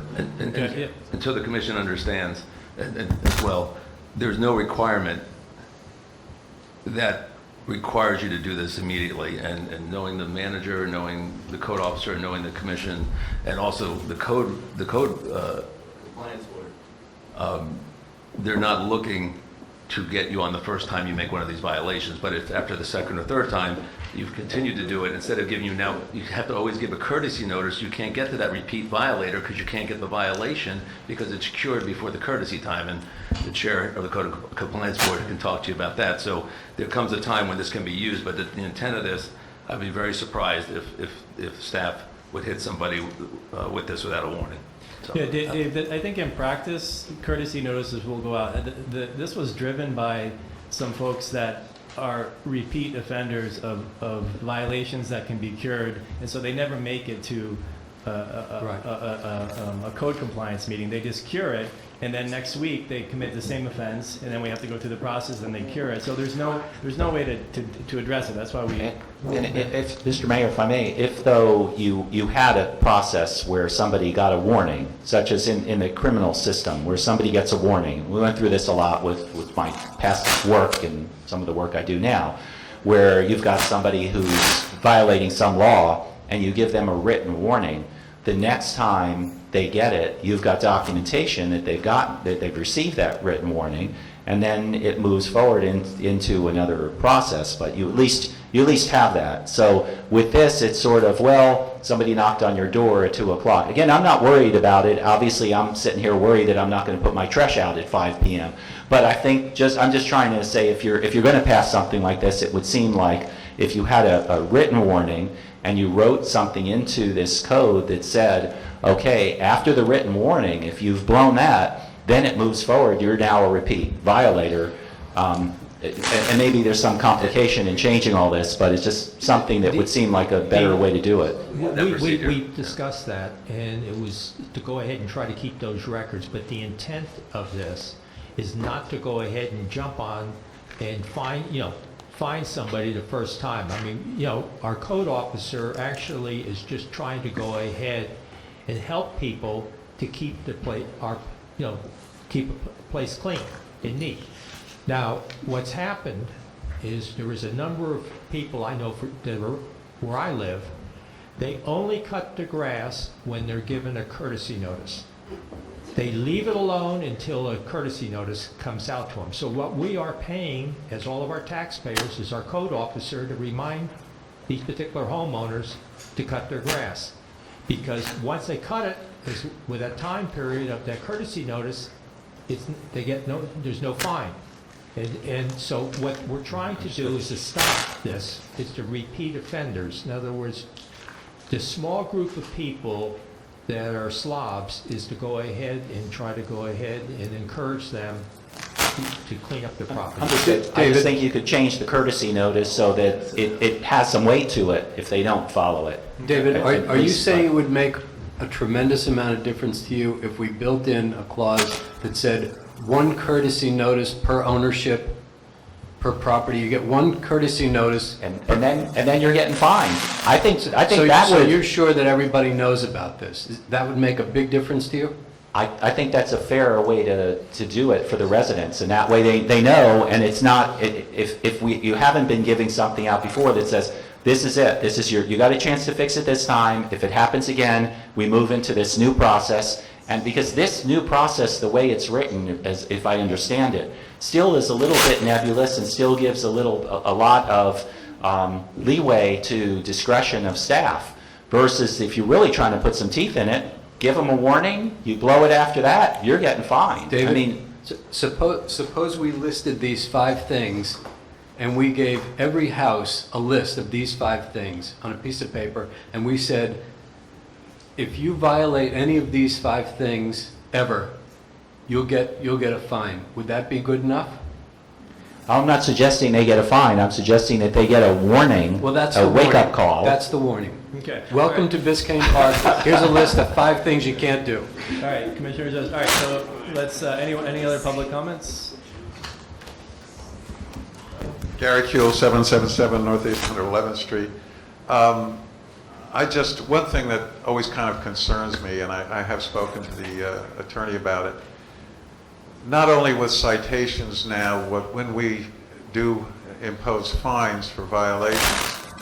There really is no mechanism, as far as I know, to make sure that people actually pay those until it goes to, a lien at some point.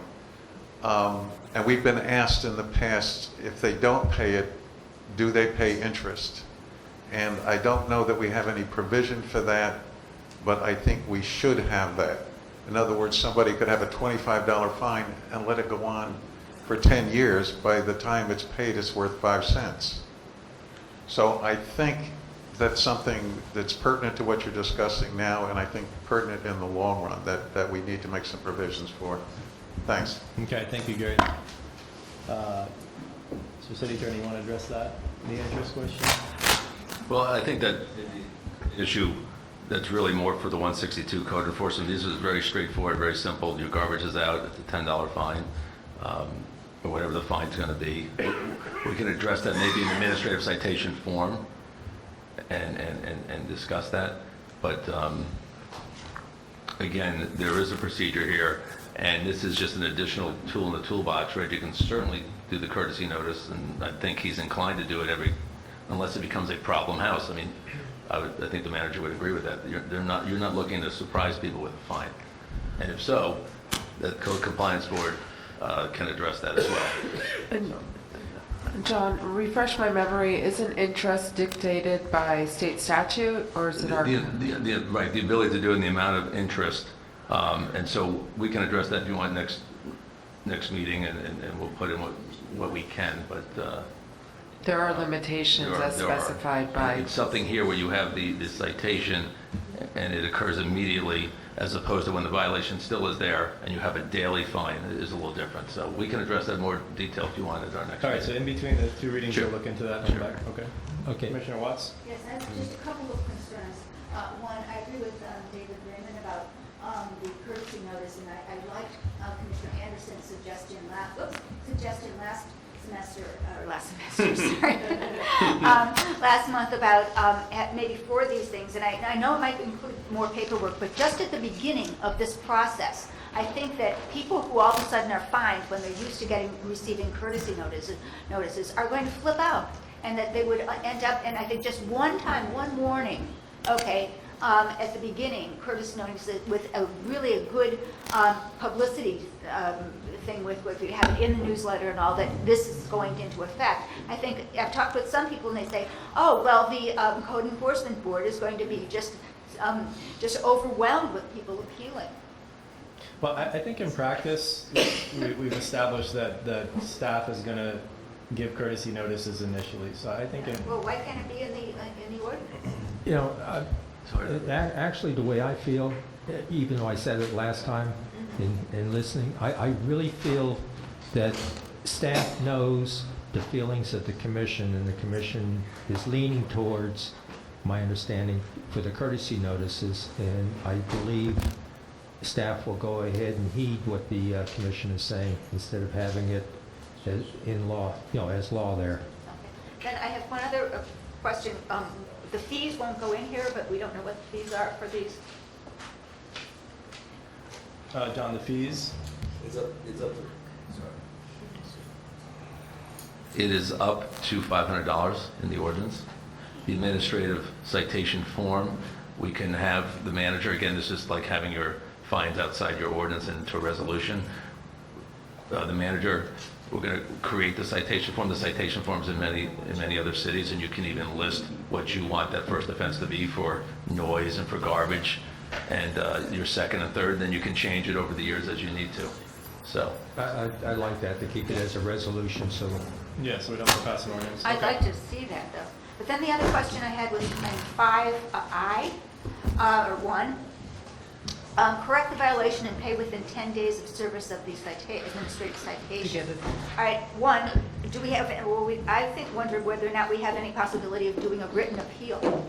Because what you absolutely here have to go to the meeting. That's what the citation's going to say, or then there's the order, pending hearing for the code compliance portion. Okay. And it's going to Just say do that. Then you do process that for within doing 10 that. Within 10 days? Correct. Correct. You can get it here. That's all going to be, just like, if you look at chapter 360, If you look at Chapter 316 Florida statutes, it talks about all the traffic violations. The actual citation is for you to read when you get it to tell you how to appeal. That's not in Chapter 316. There's only so much you really can do in your laws. You want to keep them clean, and then you want to have the procedures explained in your I know, form. but I think with people, 10 days is just a small amount of time, and people who are out of town for more than that. All right. And the mail's on hold, and would these be delivered by mail? Yes, Commissioner Russ. Yes, thank you. I do appreciate everybody's comments, and I'm trying to just work some of that language into what we're doing. So do you mind if I go section by section, what I think needs, and we can decide whether there's consensus or not to make those changes? Okay. So, obviously, the hours on page 2 of 6, those are going to be changed to what we just approved on first reading, and the prior ordinance will be 9 to 9.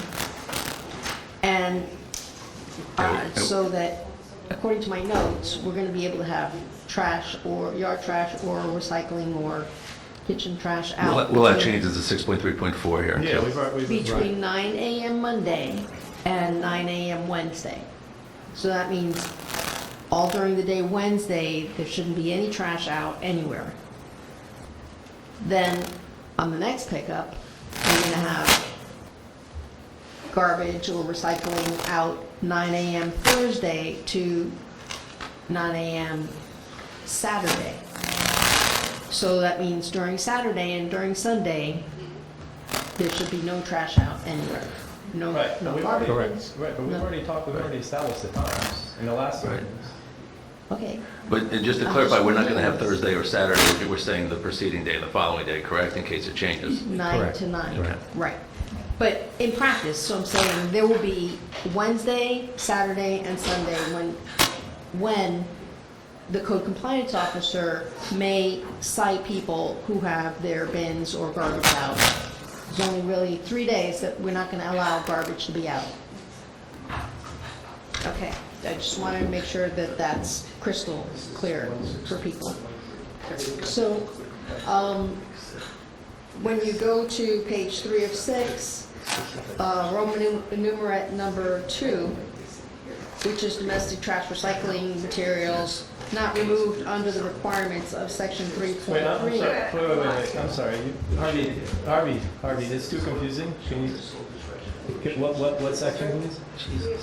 Yeah. Page 3 of 6. Well, wait, which because one? John's gonna have to take notes on this, I think. So which ordinance Two. are you with? We're discussing ordinance 201604. Okay, so page 3 of 6. Okay, so page 3 of 6 towards the bottom, where it says these are the 1, 2, 3, 4, 5, 4 things or 5 things that we're not gonna, that are gonna be within this civil citation process. And Roman numerat number 2 talks about domestic trash and recycling materials not removed. And so that only takes care of a violation after the pickup. I suggest that we change that language to say domestic trash and recycling materials placed at the property line except under the requirements of. So at any time other than what is permitted under 6.3.3, that's when a violation occurs. Right, I think Barbara Kuhl raised that issue and Bob was going to incorporate language. So I don't. Well, we didn't talk about that, But so I don't think we need to write the code tonight. I mean, let's leave it up to John to address that issue. Because what you want to Okay. do is just so Excuse me. it covers what But goes out. that was comment made during public comment, and that doesn't necessarily mean that it's incorporated into the Okay, I thought there was ordinance. consensus to I agree. think that the commission needs to, by consensus, say yes or no, and we didn't get to that step. Okay, that's fine. I just don't want to write the language out tonight. But we can discuss the general concept. So I'm asking for the commission's consensus on, Okay, is there consensus on that point? Okay, the item number on page 3 of 6, F2.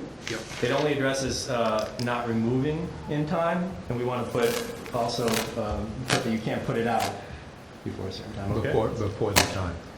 Okay. so rather than after, it would be just when it's not put out in accordance with what was provided. Correct. Right? And then. So you want to say placed or removed, right? Yeah, John will drop the language. Okay.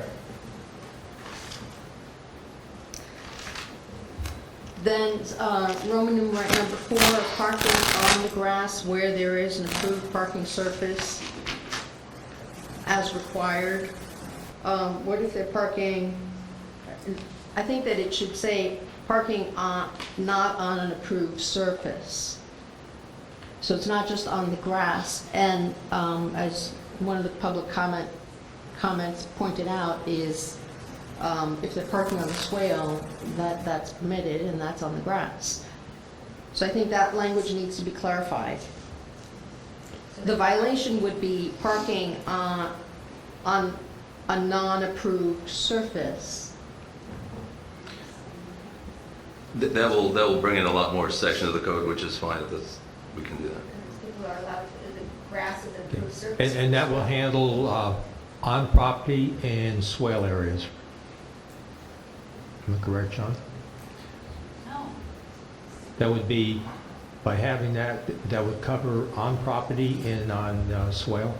That would cover anything that's not an approved surface. Perfect. I know, but for a swale, grass is an approved surface. Not for parking. Not for parking. Did it say that in the ordinance that we did? Yes. Because it just has to be on an approved surface and named off what they were. And the proposed ordinance. Or proposal. That was on the parking. The driveway ordinance. Yeah. Okay. So if we will clarify that language. Is that, the commission agrees with that? Yes. Yes. Okay, thank you. My next comment is with regard to the actual citation on page 4 of 6. And it's sort of the middle of the page, subparagraph 2, Roman numeral number 3 says, and it's introduced by saying that all of these things shall be contained on the citation. And either we change shall or may or as appropriate, but Roman numeral number 3 says the date and time the violation was committed. And for example, overgrown grass, we can't pinpoint the date and time that the violation was committed. So if appropriate, maybe if we add those words. Sure. I mean, what happens is the officer on this date, the grass is overgrown. Right. That's when the date that he gets cited. Well, there's provision saying the date of the issuance, but this is a separate and piece of information that must be contained, and it's not. Okay. All right. So John, you'll clarify that. Then in that same series of sub-Roman numerals, is number 8 says the penalty. And these are things that are going to be contained on the citation. The penalty if the person elects to contest the administrative citation. We'll say a fine of up to $500. But that's saying there's a penalty if you elect to contest the citation. Yeah, you're right. Is that what we intend to say? Oh, I see what you're saying. Yeah, we'll change it. That must have. We'll take a look at exactly what that was. This is actually from a similar citation process, so I'll see what that's supposed to be. That just didn't make sense to me, unless we're going to charge them for the cost of the hearing or something like that, but that shouldn't be called Yeah, that would a then be the penalty. cost. Right, but if you're affording them due process, I don't think there should be a penalty for them to. No, I agree with to you. use it. Yeah, I agree with you. Right?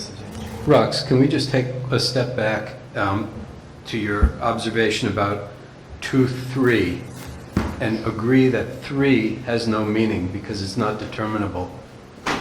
So we should just assume that 2-1 represents the time of the infraction, and we can leave out 3. If that's what clarifies, if that will clarify it, that's. I'm going to ask the manager already to tell what they prefer. I mean, this is typical of a citation that would be referenced that on this date the grass was overgrown at 4 o'clock. If you're comfortable taking that out, but we got together with the manager and staff on this, so. I think 3 would apply in a specific case of the ones that you have listed, and that's the excessive noise, because often those are contested. Right, but the date and time of issuance is the time of the infraction. Who's going to issue this citation at some other time? It's fair enough. No? Yeah. No, you have to put the date and time of issuance. But that's the time of the infraction. So Commissioner Jonas is saying it's repetitive to have number 3, and that's what Commissioner Ross was mentioning as well. And you can't determine number 3 anyway, at least parts of it. If the grass is too long, it didn't get too long at that moment. But it's a violation. That's item 1. Perhaps you can expand the language on number 1. Combine somehow number 1 and number 2. Yeah. I mean, number These are 3. good comments, but Right. John, I think let's let John just clarify. Okay. You know? Commissioner Ross? Then, in the final sub 10 under there, a conspicuous statement that if the person fails to pay the penalty, blah, blah, blah. At the end of the paragraph says, judgment may be entered against the person up $500. Yeah, too. So it's up to, or Yep. up to $500? Correct. Okay. And then should we reference there, refer to the resolution where we're gonna put all of these signs, you That's a know, good idea, yeah. the fines themselves?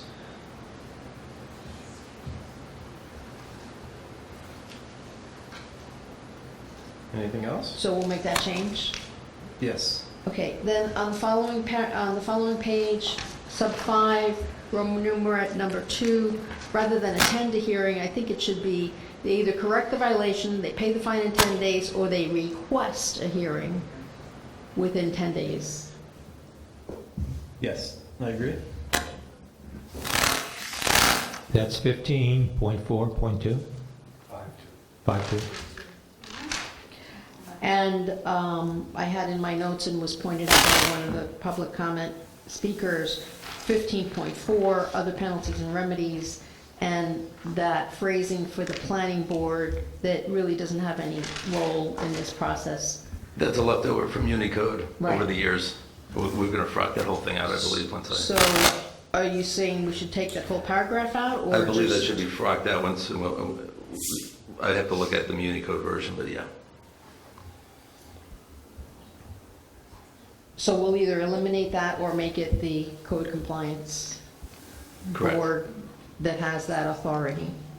Yeah, it's another section of our code compliance. We talk about code compliance as authority.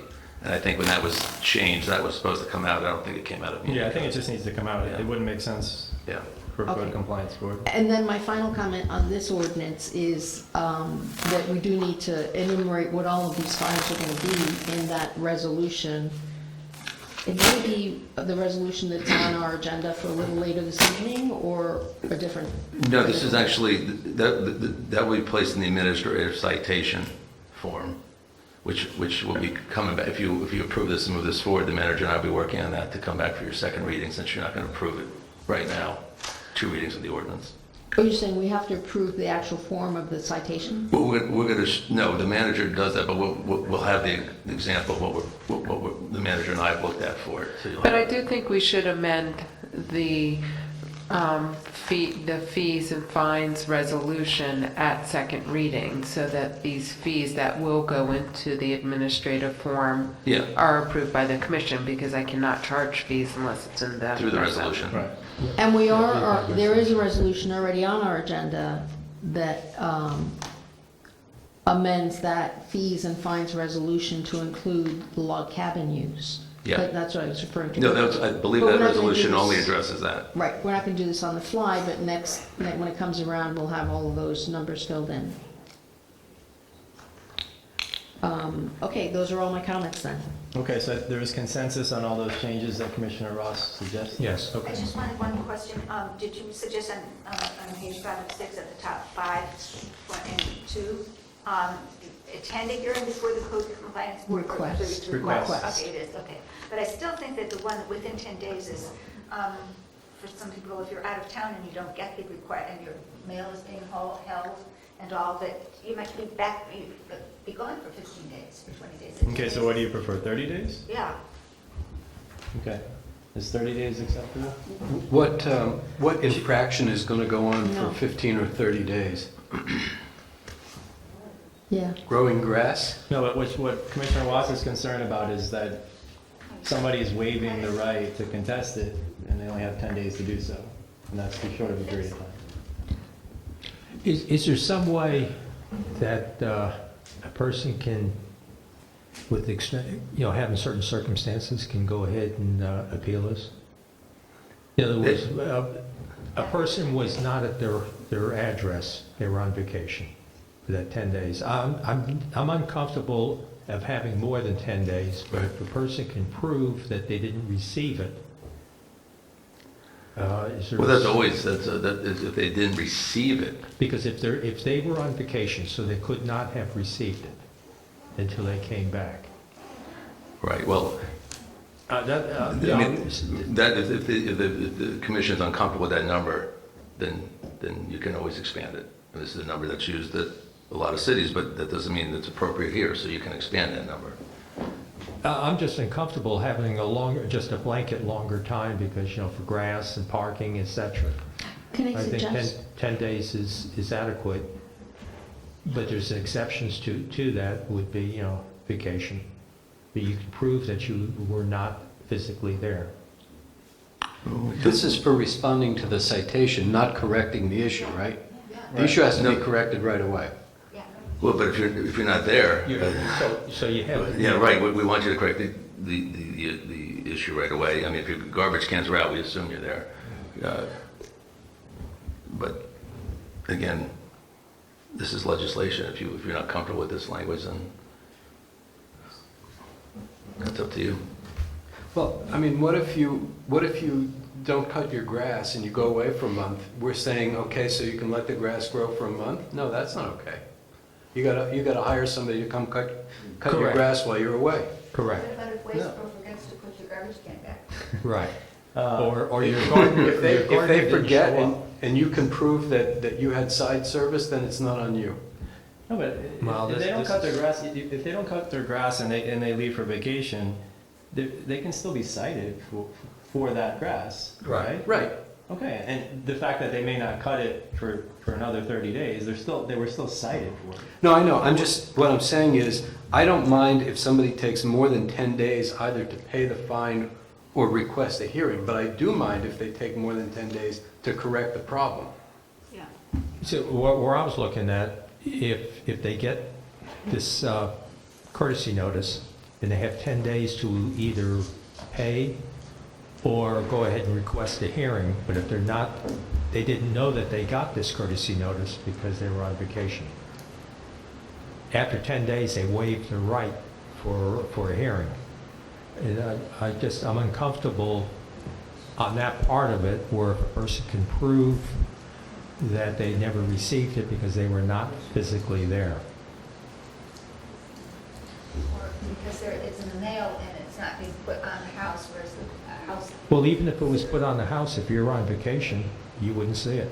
They can have 2 months, as far as I'm concerned, whether to pay it or request a hearing, but they still have to correct the problem quickly. But then they're going to have notice that they corrected the problem. They're going to what? They'll have notice that they corrected the problem, right? What do you mean they'll have notice?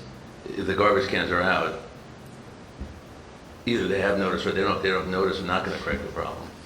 Right. I'm assuming that the code compliance person is going to give them one of these administrative fines and document that the garbage cans were out there on that day with a photograph or something. That's the administrative citation, correct? Right.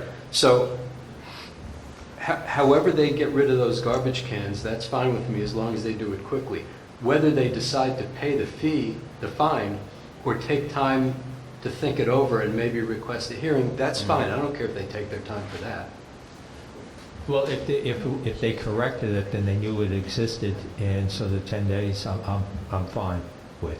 What I'm looking at is, there's no way of contacting them, and they could prove that they were, they couldn't be contacted.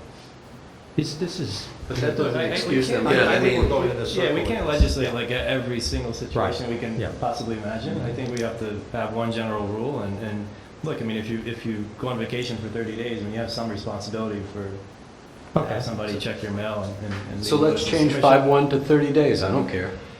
Okay, Commissioner Ross, did you have comments? Well, I was going to suggest that, because Commissioner Anderson was concerned about some kind of, due process and appeal process, that if we extend the time to request a hearing to 30 days, how would that, if that would alleviate Well, Commissioner Anderson's concern? okay, well, see, my concern is the people who are not there. But if we just go ahead and blanket that you have up to 30 days on the appeals process, I think we're back to where we are now and not getting things cleaned up. 30 days to decide what you want to do about the citation, not 30 days to correct the problem. Yeah, should we, then if that's the case, could we add in, somewhere in here, that the violation should be fixed as soon as possible? No. No, that's not. For some people, it's not possible for Yeah. 8 years. Yeah, I know, but. I propose leaving it as drafted. Okay. Yeah, I agree, 10 days is Okay. enough. Okay, I make a motion to an ordinance 2016-04 with the changes, with the corrections that was discussed. And with the addition of the list of charges? Well, that was all the things that were discussed with the list of charges would be by resolution. Okay, so that's a motion by Commissioner Anderson, Second. second by Commissioner Jonas. Madam Clerk? Commissioner Anderson? Yes. Commissioner Jonas? Yep. Commissioner Ross? Yes. Vice Mayor Watts? No. And Mayor Coviello? Yes. Okay, carries 4-1. All right, moving on to item, second reading ordinance 2016-01.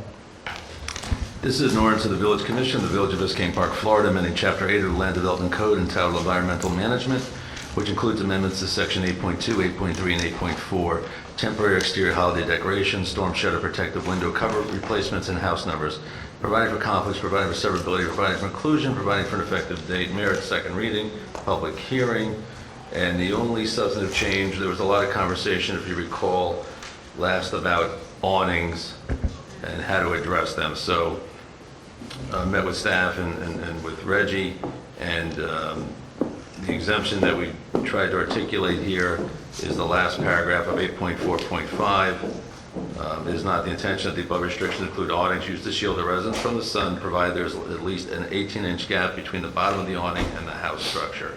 That can be changed as whoever the commission would like to. That's what we came up with, but it's a public hearing. Okay. All right, anyone wishing to make public comment? Seeing none, we'll close the public hearing. All right. Commissioners, questions, comments?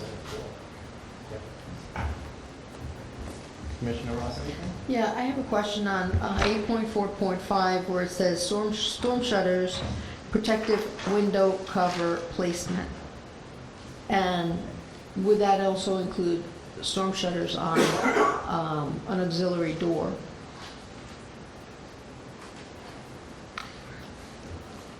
Because it says window cover. Right, so- but it's a slash, so it would include any storm shutter, and then it's slash protective window cover placement. So under the Florida Building Code, if it fits the definition of storm shutter, that's the intent of the code to include that. Okay. Yeah. Well, let's just go to anything else, Commissioner Ross? Okay, Thank you. Commissioner Anderson? Yeah, on page 4 or 5, under B, it was brought up, Commissioner Watts brought this up, and one of our residents brought this up. This has to do with the 4-inch height of the house numbers. And some of the old houses that have the original ones are 3 inches. I think what we ought to do is allow the 3-inch to be grandfathered in at the passing of this code as long as that number it satisfies the rest of the code with contrast, readable from the street, etc. I think that's a great idea. If it's readable from the street, and if it's not, okay, you'll say, how is it readable? Well, someone with glasses on or whatever. but- From the way the code reads, Yeah. it's got to be high contrast, it's got to be contrast, etc. And I think that's fair to the people who happen to have older properties that happen to have the 3-inch on there, but it's grandfathered in. So once something happens to it, then they have to put it in the 4-inch.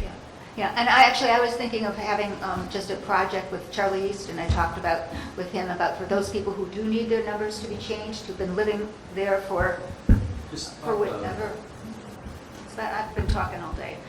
sorry.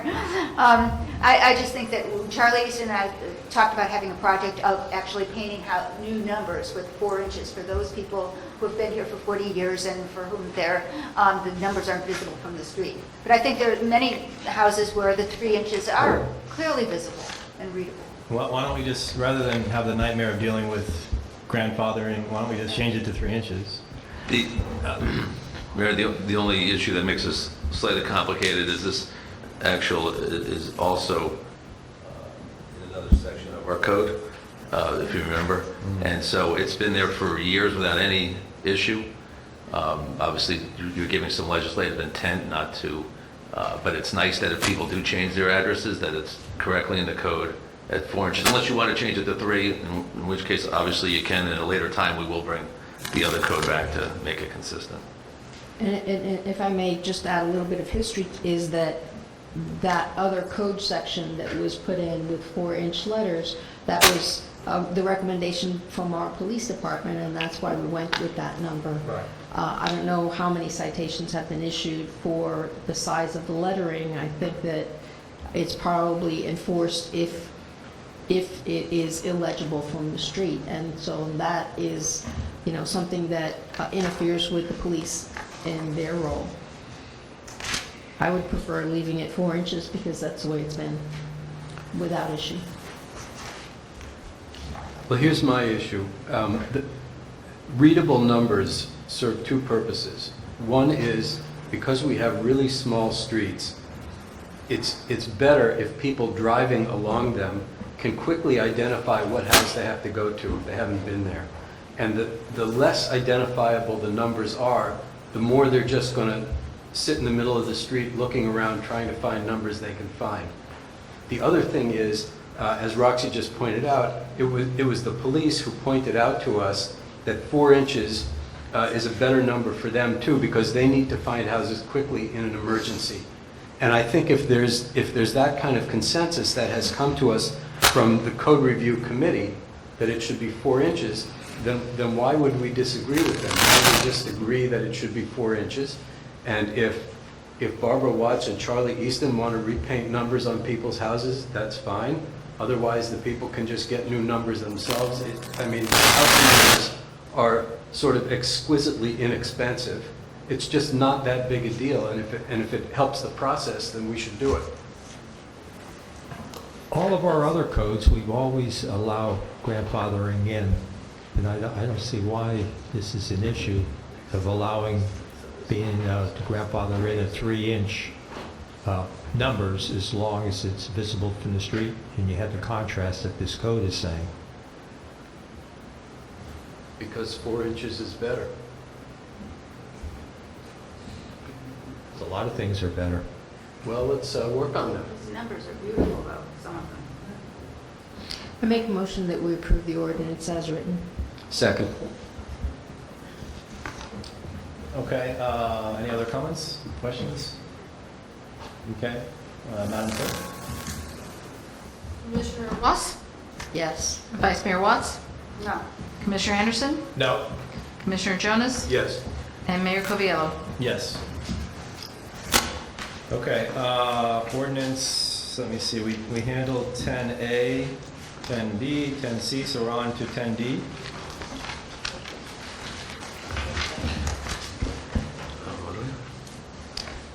What is this?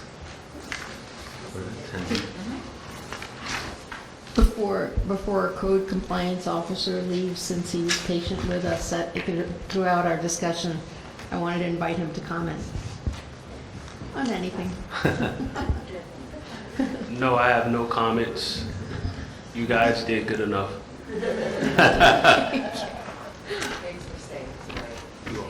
Thank you. All right. 10D? Madam Clerk? Madam Manager? I'm going to allow the clerk to give some details on this. We are bringing forward a fee structure for the rental of the log cabin. We looked at other municipalities that had buildings and looked at their fee structure and came up with one that we thought was very compatible for our building. But I'll allow Maria to answer any questions since she spent the time doing the research on this. Okay. I don't have any additional comments except to be ready for any questions you may have. Okay, if you could just summarize so basically it's an hourly rate for non-residents and residents. There's a differential, and then also weekends and weekdays. Correct. On a weekday, Monday through Friday, it is $350 per hour for non-residents with a minimum of 3 hours, and for residents, $200 per hour with a minimum of 3 hours.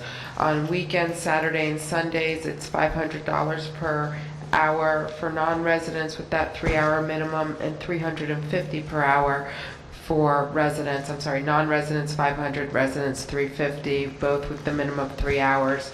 There is some language that allows us to waive the 3-hour minimum if we're going to have staff here, those type of things. We'll definitely consider waiving the 3-hour minimum. If you're having an independent party here, like a wedding reception or something like that, we will ask you to get an insurance rider. Generally for business meetings or small gatherings, we're not going to ask for that insurance rider. Okay. Thank you, Madam Manager. Comments, Commissioner Anderson? Yes, I'd like to see something in there if somebody rents this, that they're asking for this dais to be moved back, which is going to take a certain amount of time for our employees, is to go ahead and have some kind of a fee for that. I mean, If they are asking to have this dais moved back, since it is on wheels against the wall, it's going to take some time for our employees to go ahead and lower this back down onto the wheels so it can be rolled back against the wall, and I think there ought to be a separate fee for that. I wonder about that, but because also, if we do rent them, and here's the specifications for round tables and rectangular tables and all of the chairs, so there will be some work involved, which is what the $200 or $350 an hour is for. And so I think that should include pushing this Oklahoma back. And just one other thing, I was wondering, I'm glad to say that the insurance rider, I saw that the other ones have the insurance rider, but I was thinking for just a little small gathering, would that be really necessary? So it won't be. We have some flexibility with that, absolutely. Okay, I just wondered, Maria, yeah, I saw that in the, I think it was the Bonnet, no, not the Bonnet House, the other one, Curtis House, that after 2 hours, the price went down from a 2-hour minimum at $250, and then it goes additional hours, $50. Why did you choose not to do that? I think the Curtis Mansion just provides, I mean, they have a whole staff that just is there for the Curtis Mansion. I think to add all these other elements would just add more, administrative for us. I think just one flat price. Yeah, but I was wondering, I haven't been to the Curtis House, but is it of the same size? And it seems No, it's much larger. Much larger. Yeah. So I think that A full kitchen, huge yeah. amount of So since parking. ours is so much smaller, I was wondering why to have $250 per hour without any reduction after the first 2 hours. I think it might be prove excessive in cost, but that's just my thought. Okay, what was the word that you used to describe the dais? No, we want to be positive. All right. She meant to say behemoth. Behemoth, okay. We, don't forget that these fees cover the staff that would have to be here to open and close the cabin and those type of things as well. Okay. Commissioner Ross? Yeah, just some clarification. So it's a minimum of 3 hours. Say a resident rents on a weekday for 3 hours. They will in addition have 2 hours time to set up and 1 hour for cleanup that is not going to be, charge won't be imposed on? Right. Okay, so they'll rent it for 3 hours, but in effect, they'll actually have it for 6 hours. And when you have the consideration or the different accommodations that could be set up, were you envisioning staff to set up these tables and seats, or is that up to the person renting it to make those arrangements? Outside of the theater auditorium setting, we don't have the rounds, so they would have to provide their own. They would rent them from a company and provide them themselves. Okay. At so this that time, we point- don't have. So at that point, possibly the person renting the space would need insurance in case there's any damage done by bringing it in and taking out the furniture and all of that. Yes. Okay. I think that the fees are adequate for the respect that we anticipate people having for this very special space after we've invested so much of the state's money and our money in the restoration. I'd like the place to be used respectfully, so I think that it's adequate. Okay. Any other comments? Seems a little high to me. I don't know how to test it, but I guess if we pass this as a resolution, we will test it by seeing if anybody wants to rent, and if they don't, then we can lower. Mm-hmm. Okay, yeah. All right, do we need to vote on that? Yes, Resolution. Resolution, I make a motion that we approve Resolution 2016-8. I'll second it. okay, motion by Commissioner Ross, second by Commissioner Anderson. All in favor? Aye. Motion carries 5-0. Thank you, Madam Manager. All right, old business. The item we've all been waiting for. Thank you for your patience. This is, I brought this forward, actually Commissioner Watts brought this forward initially. She had concerns about some lack of specificity in our code, particularly as it's applied to new construction. So the reason I brought it back is because it was sort of left hanging, and we agreed to do our homework and come back and revisit it and have a discussion. So my position on this, it has nothing to do with the home that you're building. I think it's gorgeous, and we obviously welcome, it's a fine line. We obviously want to welcome redevelopment in our community, and we want to raise property values. So I think it's a wonderful thing, and this is not at all about that. Having said that, I think there are deficiencies in our code that we need to address. Our code is, for example, provides a maximum height based on stories, and obviously somebody can build, a 50 foot high story. I think there's an issue with that. So I think what I'd like to do is refer this to the code review board so they can look at things like that to clean up our code and to have some reasonable regulations. It's not at all to deter people from redeveloping, to limit them, but to have some common sense limitations. And so the height is one issue. Setbacks, particularly on the side yards where you're facing somebody's yard, if you do have a two-story home, perhaps you have some articulation in the facade so that it doesn't look like a giant wall. So my only point in bringing this back is to have a discussion and refer it to the code review to see what they can come up with, to see if there are deficiencies in the code. So with that, I'll turn it over. Yeah, I completely agree that our code board, or code review board, is, it's made of members of our community. And of course, they live here, and they're very well aware of this. I would like to, instead of them inventing the wheel, I would like to ask them to reach out to other municipalities to see how they're handling this, and then maybe they can pick different pieces and put something together that will work for Biscayne Park, or maybe they will find one of them that fits it for Biscayne Park.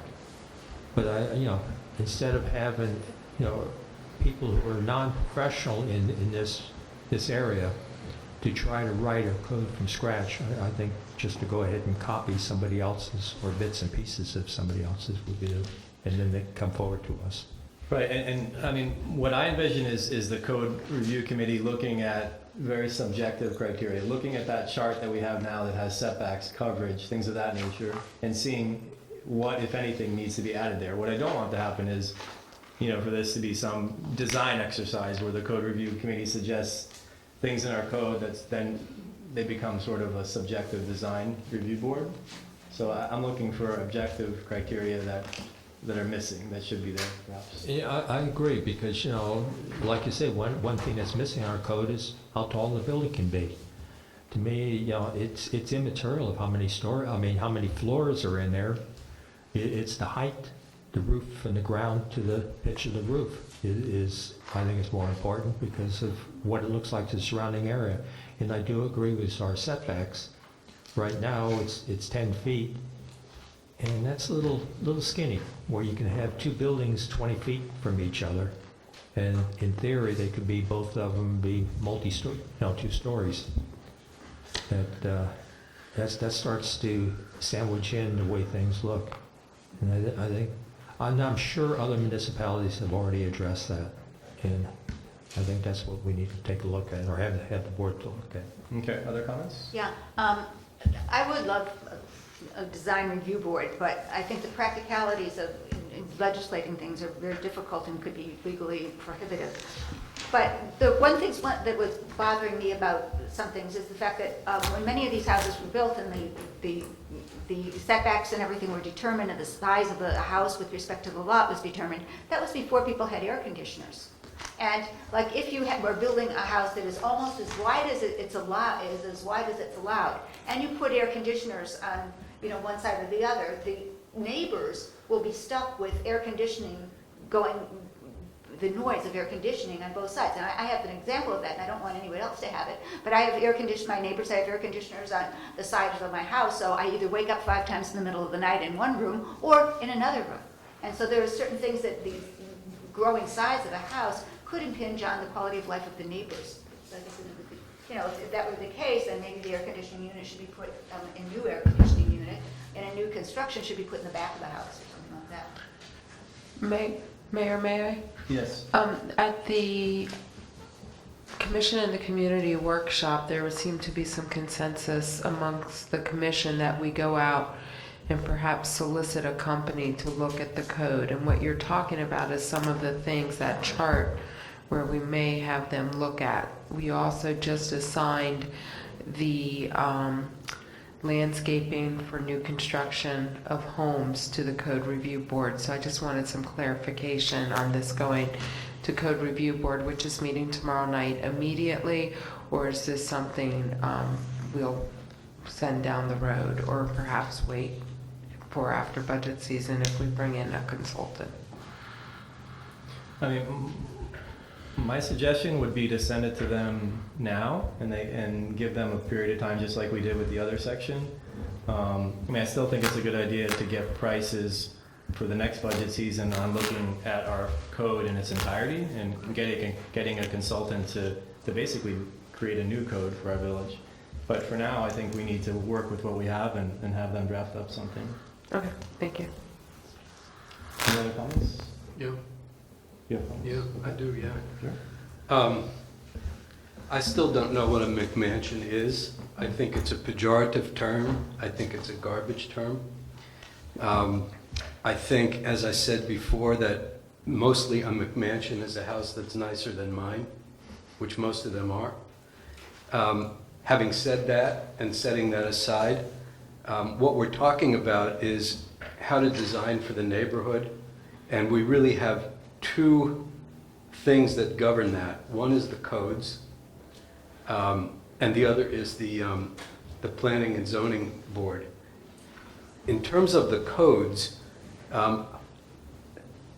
not too many people from the Code Review Committee should hear anybody say that they should not take this responsibility just on themselves, but rather reach out to other communities. That's what they do. That's what they do all the time. The Code Review Committee never drafted any code or redrafted a code without checking with those codes from other communities. They were very, very careful about that. I tell you that because I was on that committee for some years. The codes have served us for a long time. If there's some question that maybe we should have a height restriction as well, we could wonder why the Code Review Committee didn't institute that, and maybe we could ask them to. But other than that, I don't know what we would send back to them without being tremendously insulting, considering the amount of time they've put into looking over the codes. They don't approve any house, not the ones that have been here for a long time, and not the ones that are just being constructed now. that are not fully in keeping with the codes. Once they do that, a design is created by some architect and it is submitted to planning and zoning. And not only do they concern themselves with whether that design is in keeping with the codes, but they also have that design review board function. They do, in fact, make sure that a proposal is what they call harmonious with the rest of the neighborhood. Now, you might, Barbara, you might disagree with them. I guess that's why you're shaking your head. But you have to have a certain amount of confidence in these people. They are not rubes. They are not people who have no idea what they're doing. They are all involved in design, something related to architecture, and they are very sensitive to this kind of issue. So I would not want to be the person to tell them that they guessed wrong or had bad taste when they approved some of the designs that they approved and that have been constructed.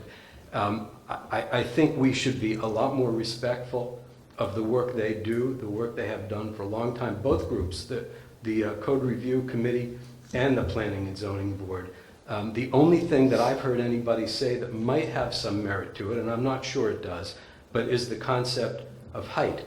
Now it has been mentioned that there's no height restriction, that 1 story could be 30 feet tall and 2 stories could be 60 feet tall, and we have to know that planning and zoning would not permit that design to be accepted. They would say it's not harmonious, it's not what anybody had in mind in limiting Biscayne Park to 2 stories, and they would not permit it.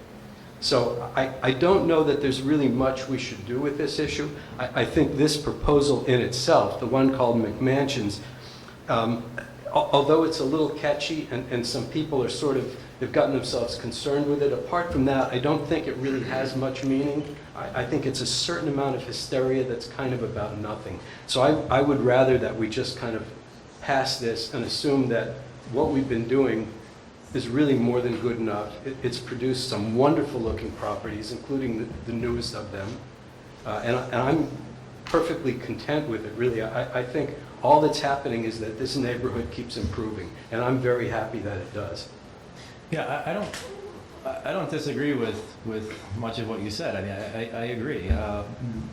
This is not, the McMansion label was just carried over from the original discussion when Commissioner Watts brought this forward. So it's not even about that for me. What it's about is just looking at there's something lacking in our code that's in every other single code that I know of. Is that right? It's height. So maybe this is just a simple fix that we can address the maximum height in feet per story of a home and be done with it. Maybe it's as simple as that. It's not at all about design. It's not all about building large, beautiful homes at all. For me. Good, then I agree with you. Okay. Other comments? David? Mayor, is there? Sure. I'm sorry. Yep. It's actually very interesting what you're saying. Specifically, City of Miami, for example, with the setback requirements and the height restriction, which all of the municipalities have it. So, especially when you say 2-story, 60-foot building is impossible to build essentially here in Biscayne Park because you got your, especially by the river on Griffin Boulevard, you can't realize that unless you are building with pilings. But that's besides the point. City of Miami has a 27-foot height limit from the pitch of the roof, the top of the roof, on a 2-story building. They don't allow in certain areas. They're zoned for, let's say, T3, which is a standard residential building, and then it goes to T4, which is a small-rise multi-unit building, T5 to T6, which is a high-rise building up to 70 stories. Anyway, that might actually be very interesting for you guys to look at this situation, but you also have to keep in mind that the flood elevations for Biscayne Park is different than, for example, City of Miami or other municipalities. On Griffin Boulevard especially, we had to actually raise the house 5 feet before we can even start our slab in order to avoid flooding. Now that's something that you will have to consider in the future because of insurance purposes. The reason why we've had to do such a major renovation to the property because actually 50% of the residents that was there actually kept flooding. Now a lot of properties within this area here have this flooding issue as well. And the only way to fix it is actually essentially raising the foundation and get out of that flood level.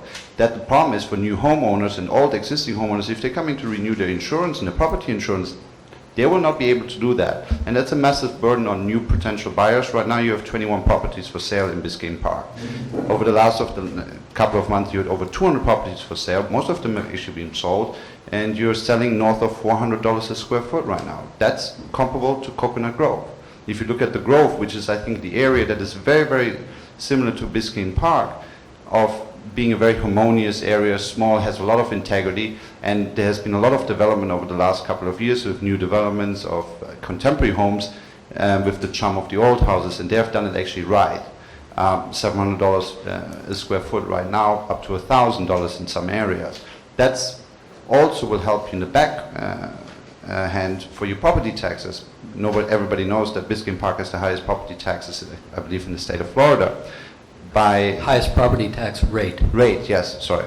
The problem is with that is since you've had a lot of homeowners that have been owning homes for the last 40, 50 years, which is great, promoting long-term residence, the thing is their homestead exemption has been locked in for a long, long, long time. So the fact is that by new purchases and new people coming into the city, that is actually going to get reset. In return, over the next couple of years, you should actually see an increase in the revenue that you guys are going to get from the city. But if you're going to start changing the zoning code too much, which I believe an architectural review board or planning and it should be planning and zoning for somebody that actually has the necessary competence in order to make educated decisions, and not somebody that's like, oh, I think this looks good, and you know they don't have any competence to make calls like that. Okay, thank you. All right, any other comments? Commissioner Russ? So if we're going to continue with this discussion, I think that we really do need to refrain from using that term. I agree. Because that is definitely going to have a chilling effect on people who want to come in and improve properties, and that's the kind of thing we want to invite. Agreed. On that issue of the flood, of the raising the slab and flood, I'm pretty sure that we have a directive from the state about the flood zones, and that's incorporated into our code, is it not? Yes. Okay, so we'll have that issue covered. Yep. I don't have a problem with having planning and zoning or code review take a look at it and see how, for concepts, how to improve what we already have. But the actual writing of it, I would prefer that a professional do it. And that way we don't trip over ourselves as we have with other ordinances. But so you suggest hiring somebody to write, to add in a maximum height in feet?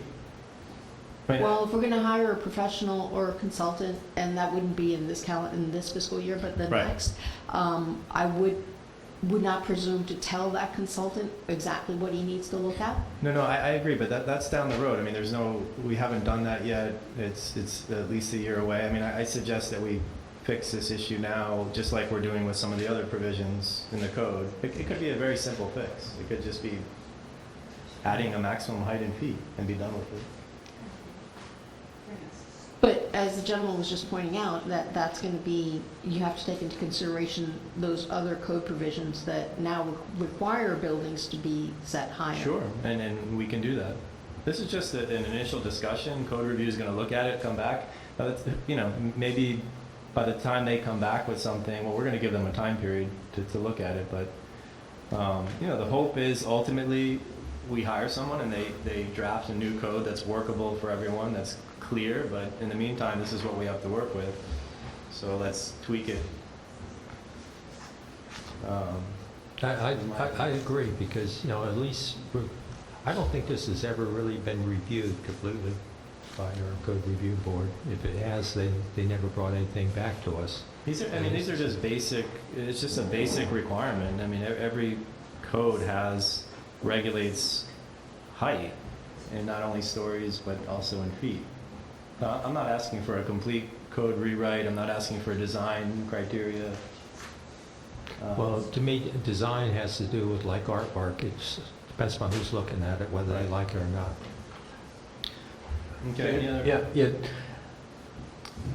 Did we ever talk about height?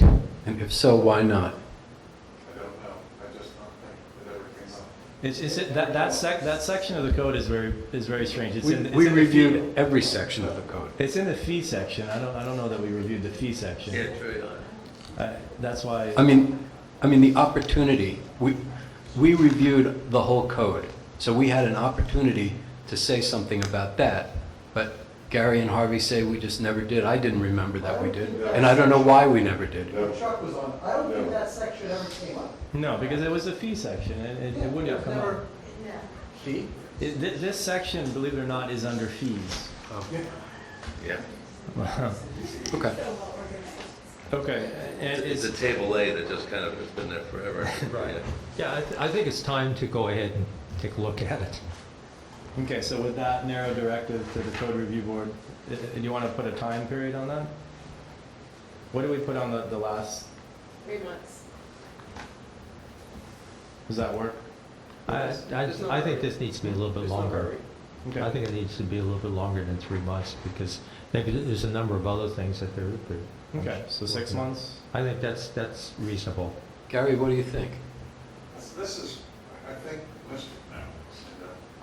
I think, Mayor, as you indicated, Could be this is relatively Power. simple. You have to push the button. Yeah. Right. I mean, we're not talking about a design code, we're talking about some simple language that controls the overall height with the understanding we have to recognize the flood zone, and maybe some language about, the exposure to adjacent houses, having a certain amount of fenestration and so forth, which could be a percentage.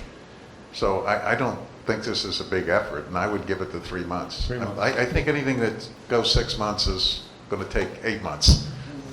Okay, I refrain. I think 3 months, since you're one of the people that are going to be doing it, and you think 3 months is adequate, then I'm Yeah, 3 months. I'm fine with. it's fine. Okay. Is that agreeable? Okay, all right, that item is done. Thank you for sticking around. All right, item 11B, North Miami Water Agreement. This is my item as well. As everyone knows, we've had some difficulty getting North Miami's attention to enter into an agreement for water services, in part due to their turnover with their manager and attorney. I did meet with Councilman Alex Delsume a couple weeks ago, and his exact words were, "Consider it done." So he will help us get this done once we submit an agreement to the city, or at least expedite it. So we need to talk about the draft agreement provided by John to see whether there's additional provisions that we should add to it. I raised the issues of water pressure and odors that some residents are experiencing, and he proceeded to tell me that North Miami has the best water in the country.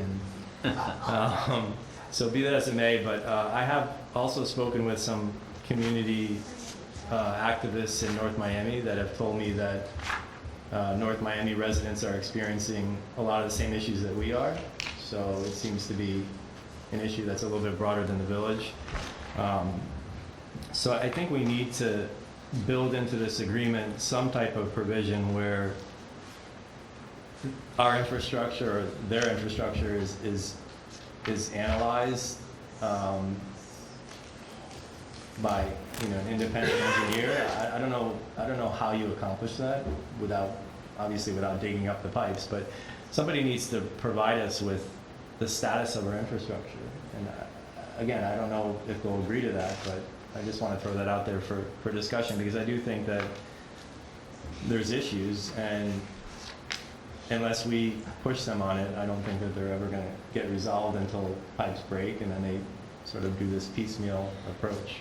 I mean, Article 7 is a little bit towards that direction, what is showing. They will conduct a minimum of quarterly testing, will meet or exceed all federal, state, and local government. I mean, it's not as detailed as you're suggesting, and I'm Mayor, but I agree with you, Mayor. It needs to be a little bit more, but at least it's on quality standards. At least, even if it's an inventory of the infrastructure as to how old it is, when certain segments were replaced, so that you know, you can maybe judge by the age of the equipment whether it needs to be replaced again soon. And the second issue is, I think there needs to be, and he agreed that there needs to be some provisions with respect to notice to the village before any work is done, so that residents are made aware, so that we can notify our residents that repairs are going to be, there's going to be interruption of service, and that's just not happening right now. So those are the two things that I'd like to see included, but I'd like to open it up for discussion.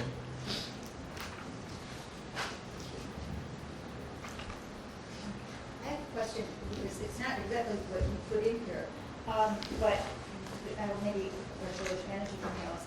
Don't you all remember a few years ago, North Miami started to hit our bills? It included a fee for their restoration or rebuilding of their water power plant, and then they decided not to do it, and we were all paying all of this money. And I'd like to know what happened for that with that money, and whether or not we can recoup it, or if they're not going to use it for what they said they were going to use it for, or use it to restore or replace our pipes.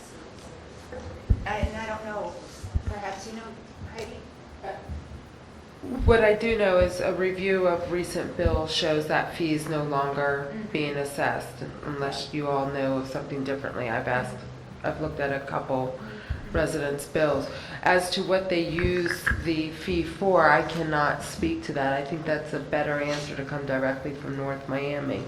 I don't know what promises were made, but I believe when the previous manager was there, he mentioned that it was used for some ongoing repairs, but I think that answer should come directly from North Miami during this negotiation process to see if there are any funds that are still available.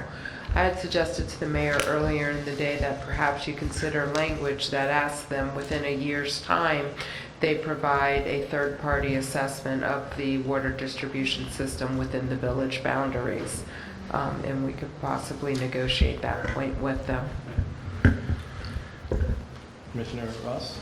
That fee was a part of, that separate line item fee was a part of their fee schedule prior to a study that they made, and they reorganized how they do their charges now so that it is incorporated in their rate structure. And they don't no longer charge that separate fee for capital improvement projects. And at the time that transition was occurring, we did request from them an explanation of the use, how those funds were used, and they gave us the documentation that they had done as part of their fee restructure. They had done a schedule, a study that was sort of mandated to them by the state. So, you know, it wasn't just self-study, they were required to do it. And the funds that were collected from accounts within Biscayne Park netted a certain amount of money. I don't remember off the top of my head, but they subsequently made improvements to our lines. And you may recall that there was some work done on the eastern side of town along 11th Avenue and 109th Street. And the way they calculated the numbers for the engineering part and the actual improvement, it was pretty close to the number that they had collected. Again, that work was work that was mandated to do because they needed to bring the, according to the fire department, they needed to bring their pressure up to a certain standard, and that's what they say achieved.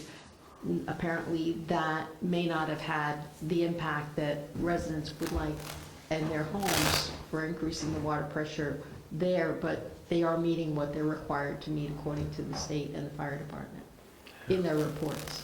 Okay. Yeah, and that's my record. Commissioner Ross is heavily involved with the former manager here, and Murray and I were talking. I think their finance director provided some documents on the expenditures. Okay. All right, anything else? Yeah, the problem for us was that we never really had a basis to make a complaint. Right. And I think that this draft document is a more than acceptable way for us to move forward with the City of North Miami. In particular, Article 4.5 really is from my point of view, what this document is all about. It establishes that the City of North Miami accepts responsibility for continuous operation and maintenance of the water system. And this is what then allows us to demand a quality of water and water pressure and lines that are reliable. So if this is the draft document that Alex DeSolme says is all but accepted, then I'm happy. No, Alex hasn't even read that agreement. He acknowledged that we need an agreement and that he'll get an agreement done, but we need to present the draft to the city. This is great. And just historically, we presented this draft in 2013. Okay. There's been much change over the one assistant city attorney who's interim city attorney again, Roland Galdos. If you remember the last meeting, I said I was speaking with him that Friday. I did speak with him. He agreed. He knew there would be some changeover in the manager's office there, which I think now has moved forward. I think I shared the email with everyone that he did ask for the document. He received it. He did let me know that he intends on scheduling a meeting, hopefully with the manager, myself, and his manager, and Roland. But to the extent people have a relationship with the commission there, I think that's very helpful to us too. Yeah, and I didn't want to imply that you haven't been making progress at all. I mean, you're making progress with their attorney, and in fact, he called the attorney when I was in the meeting with him, and you know, he indicated that you all have been working together closely on this. My point in getting Alex involved was that to take it to that next level, to get it before a meeting so they can get approved. Correct. But I mean, I understand what you're saying. I'm very satisfied. This is a way for us to move forward. Okay, but there's those 2 points that I raised. Are you okay with John coming up with some language? It's a negotiating point. At least we can. Sure.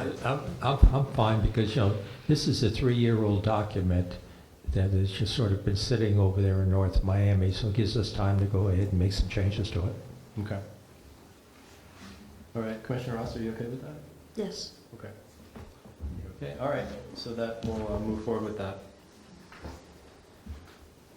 All right, item 12A, my item again, discussion on fence permits and required landscaping.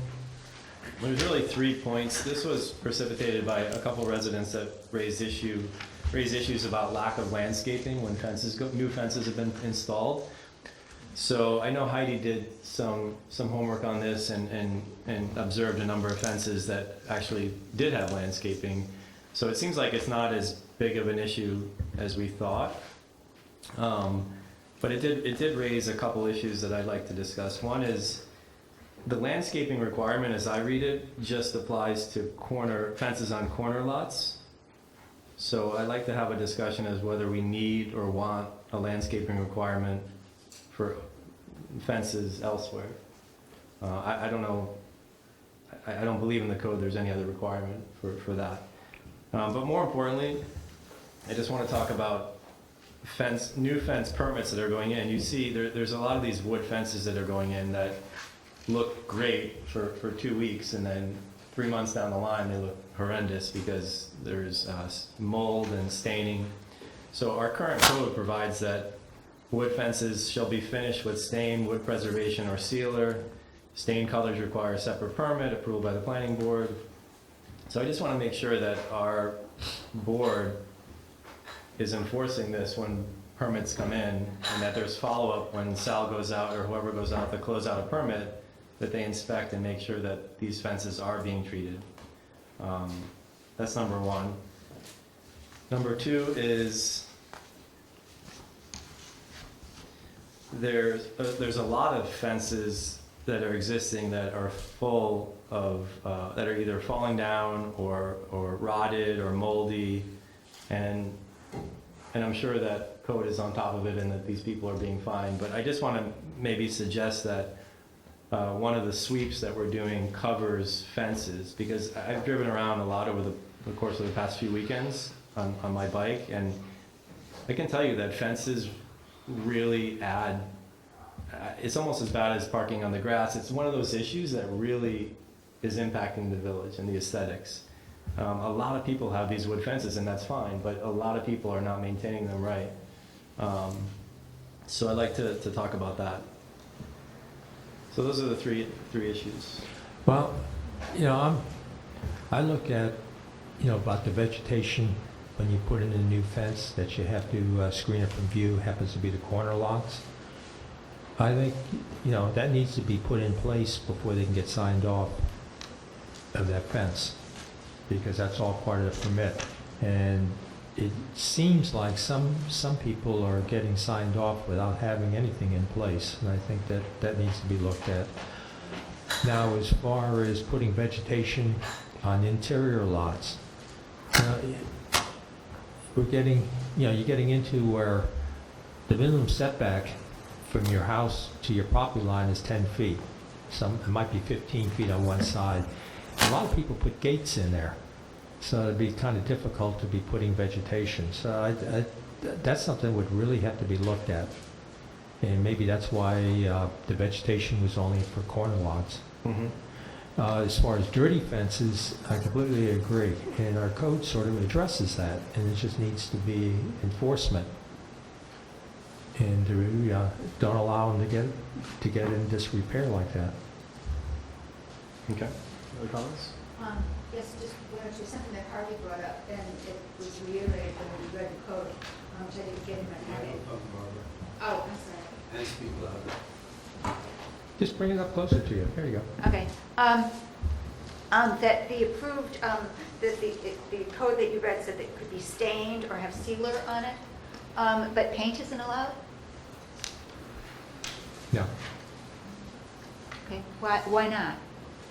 Because actually, I know of someone, a resident, who just, not the stuff that's in the side yard, but in the front, just wanted for a clean, clear look, just painted his, the front of his fence white. There was two reasons we disallowed paint. One is the fence, the boards that are used for fencing, it's not a finished board, it's not a paint grade board, it's a rough board. And when you paint it, it doesn't look good. Look at some of the fences. There's a handful that are painted that look nice, okay? Yeah. They use the finished lumber. But most of them are not, and they look horrible. The other thing is that now, more and more, I'm seeing old fences that are being painted to cover up the rot and the deterioration, and it looks 10 times worse. That's a violation, and there, as far as I know, no notices are being given to these people. And there's no reason stain comes in so many different colors now. Correct. So there's no reason you can't stain and still have that. If you stain it or seal it, it's not going to look terrible in a couple of 3 weeks. Within a year, a pressure-treated wood is going to turn gray, and it's going to start to look, and it will collect mildew. Oh, I know, I've got a wooden garage door. Yeah. I have to scrub it every 3 months. All right, other comments? No, I'm glad you brought this up. This is something that, it needs, we have ordinances on this that maybe to start coding, take a look at some of Yeah, I this. just think focusing on this, Madam Manager, maybe doing a sweep for fences would make sense. It seems to me that I have seen in the weekly reports when those citations are listed out for us, I have seen Yeah, and there may be. citations I for just think it's more fences. prevalent than. I don't know. Maybe these are all dealt with and they're in the system, so to speak. But I just think it was an issue that I noticed driving around. So, and the other thing is, I don't know that whoever signs off on a permit for a fence goes out there and checks to see if it's sealed and stained. I think that's another issue. So it just requires follow-up. We all agree with you. All right. Okay, item 12B. Item 12B I'll withdraw, unless anyone has any comments. 12B is to provide. I have a comment. Okay. And I understand why you're withdrawing it, and that's fine. The only thing I would say is that there is a long-term goal here, and that is that people should accomplish this. If I thought that for one reason or another it would take somebody an extra 3 months to accomplish it, I wouldn't be too concerned about that. Right. If it was going to take, 10 years, then yeah, if it was just going to be one excuse after another, but it was just a few months, I wouldn't have a problem allowing them that. But you can withdraw it if you want. I mean, our code allowed from the beginning of the code for a full year, and there's still plenty of time. As long as people are aware of it and get notified on it, they can go ahead and, do what they need to do. I have a neighbor that knows about it, and he's been working with some contractors, and he says he will have it done before September. So I think, we have an ordinance. The ordinance says when it has to be completed by. I think we need to live by that ordinance. Okay. I just have a question of the village manager. When were these 198 notices, and is that all of the properties that We've put up on the screen a timeline of our activities on this task. They started going out in mid-December, and it continued until about mid to late January, the notices going out. The total number of properties that went out was 197. Which has been brought up, why don't we just send a notice out to everybody so it covers and so people are aware by a certain date that, they can get a citation if they're parking on an unapproved parking surface. In other words, they can't park. In other words, just blanket the city. Well, this will be included in the March and April notifications that we talked about before, as well as sharing with folks that the Home Improvement Expo will be taking place. Okay. Perfect. All right. Let's move on to item 12C, Commissioner Ross. I brought item 12C to, in our continuing efforts to clean up our code. And within the last couple of months, we approved an ordinance with regard to the planning board, P&Z, so that the members of the board were required to be property owners and residents, but also allowing for a resident who is not a property owner to be appointed by a majority 4/5 vote of the commission. And our second statutory board is the Code Compliance Board, that currently also requires residents, or requires its members to be residents and property owners. And so I bring this piece so that we can allow for that override by the commission by a supermajority vote to allow a resident who may not be on the title of the property to serve on the board. Okay, understood. Comments? On the P&Z board, we were making some changes to that ordinance. And as a compromise, I personally went ahead and voted for that supermajority, even though I was against it. And I'm still against it. And now to go ahead and take an ordinance that exists, go to the expense of changing it to go ahead and allow to have a renter on there, I think is wrong. And I am completely against that. I think people on this board definitely need to have a financial stake in our community. If you happen to be a relative living here with no financial stake, you can come and go as you want. There's no financial stake in your decisions. And I think it needs to have people that have a financial stake in our community serving on this board. Okay, other comments? Commissioner Watts? Just a related item. When I was going over this last weekend, I was thinking about the fact that the other boards, with the the requirements for running for the commission, are such that they require that the person should have lived in the park for a year. And I was wondering, as these are two judicial boards, whether or not we should consider having that kind of a requirement, so that the person, or making it a requirement that the person who just moved here and wants to serve on one of these two very important boards be an alternate member of the board at the beginning. Because if this is, really someone who's just moved into the park, I think may not know as much as the institutional history of people who have lived here for 20 years. So I wonder what the commissioners think about that. If I could respond to Commissioner Watts' comment, is the commission approves accepts and approves board members. We did them tonight as a whole for the advisory boards, but we certainly can do them individually, and that may be a criteria that a commissioner could use in making that decision, but I wouldn't necessarily put that into the wording of an ordinance. Okay. Well, then I would request that the application form indicate the length of time the person has been a resident of Biscayne Park. Does it currently? I don't know. Can I make a comment? Sure. Okay. Quick? Okay, my comment is, I can understand. You there are a just, lot of people- Harvey, you just turned it off. Good, turn it on. That's on. Harvey Road, 450 Northeast 121st Street.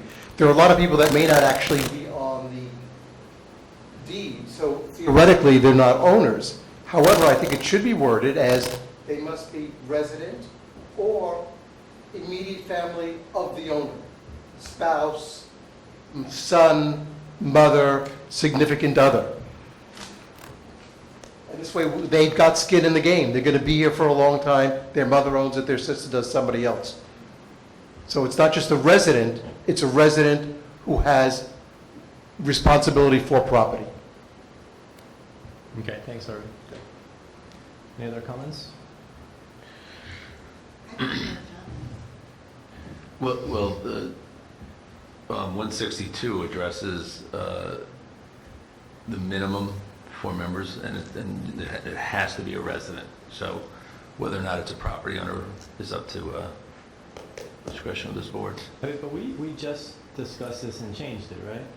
Like For the planning. For the planning board. For the planning board, and that was a compromise, just to be able to get the planning board ordinance, the other changes that was made on it. And that's why I'm against to go ahead and open this up, just to go ahead and change this one. You know, just for the sake of convenience, it seems that we talk a lot about Kobe Lewis, or I think of him with this kind of an issue. Here's a guy who lives with his parents, not with his mother. He's lived essentially his whole life in this house. I don't think he's married. I don't know if he's going to get married, but he doesn't seem to have any plan for leaving the house. But his parents were on the deed. I'm sure he's not. And the question is, should he be excluded from this kind of board? And my feeling is, no, he shouldn't. And we should have some kind of a procedure or language that allows him to have full participation in any of these kinds of boards, since he's as much a resident and committed here as anybody who outright owns a house. So I just would like to know how to include somebody like him in these boards. Well, why didn't we change the code compliance when we did the P and Z? It's a separate section. Oh, okay, but we just didn't, okay.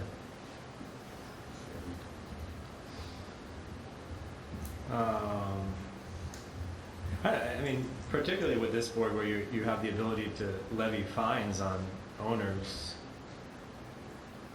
I think it would probably be a good example where you would want only owners to be on it. But I understand, I think what, oh my God. Harvey, thank you. I think what Harvey suggested makes a lot of sense. Well, see, I disagree with what Harvey was saying, because going back again, if your name is not on the deed, you don't have a financial stake. You can go ahead and be a relative living here, but you really don't have a financial stake. That relative can come and go as they choose. And if it's somebody who, let's say one of the spouses, their name isn't on the deed, and you say, well, we're excluding them, I would question, why isn't their name on the deed? You know, it may be that the person who, the spouse that the name is on the deed, has a good reason they don't want their other spouse to have it. So, you know, it can get into a lot of different areas, and I just feel if your name's not on the deed, you don't have a financial stake. I think it's black and white. I'm gonna leave my house to my children. Now, this new wife that I have, she's gonna get a life estate. She can stay there her whole life. She doesn't need to be on the deed because my children need the house, and she's got her own money. And that means that she can up and move whenever she wants. If she makes a decision that affects all of us and it didn't work out very well, she can up and leave. Yes, we can get a divorce, or she can get on the deed, and then we can get a divorce. It doesn't really make any difference. All right. Commissioner Ross? So there have been so many societal changes and opinions and mores about what comprises a household. We're not any longer the June Cleaver household, and it includes a lot of different variations. If someone is willing to serve on a board and has the commitment and has lived here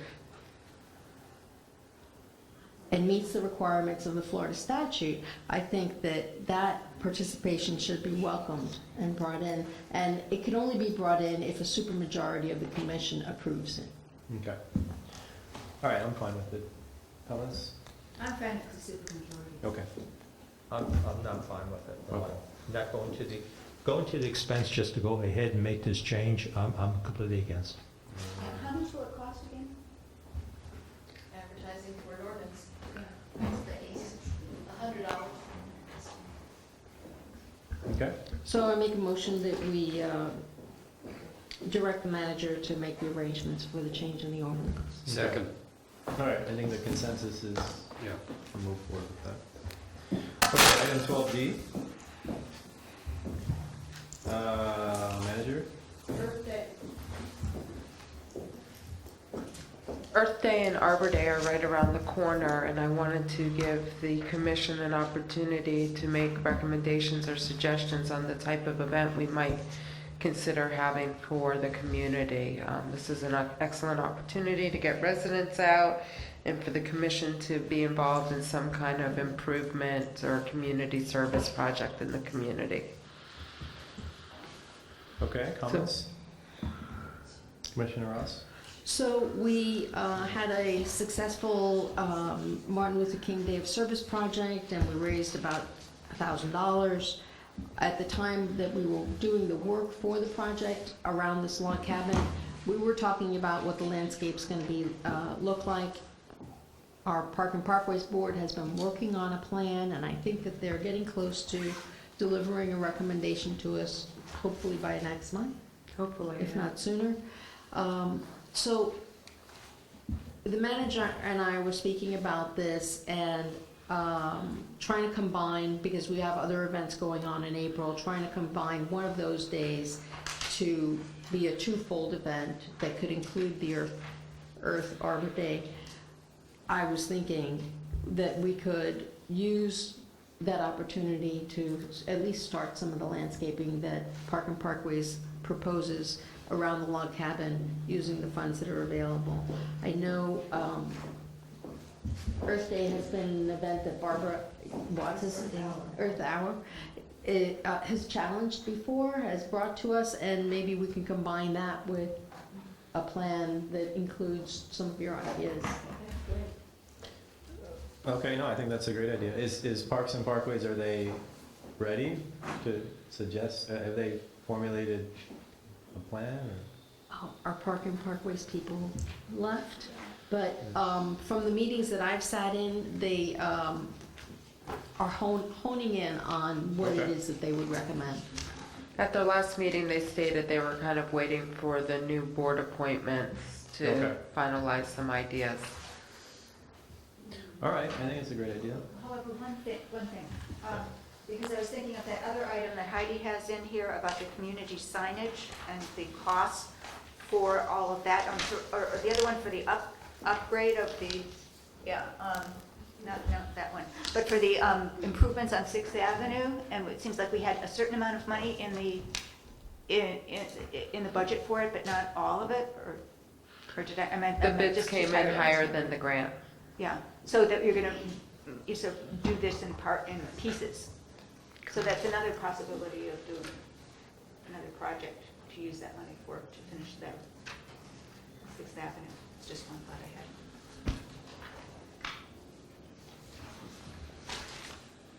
had. Okay.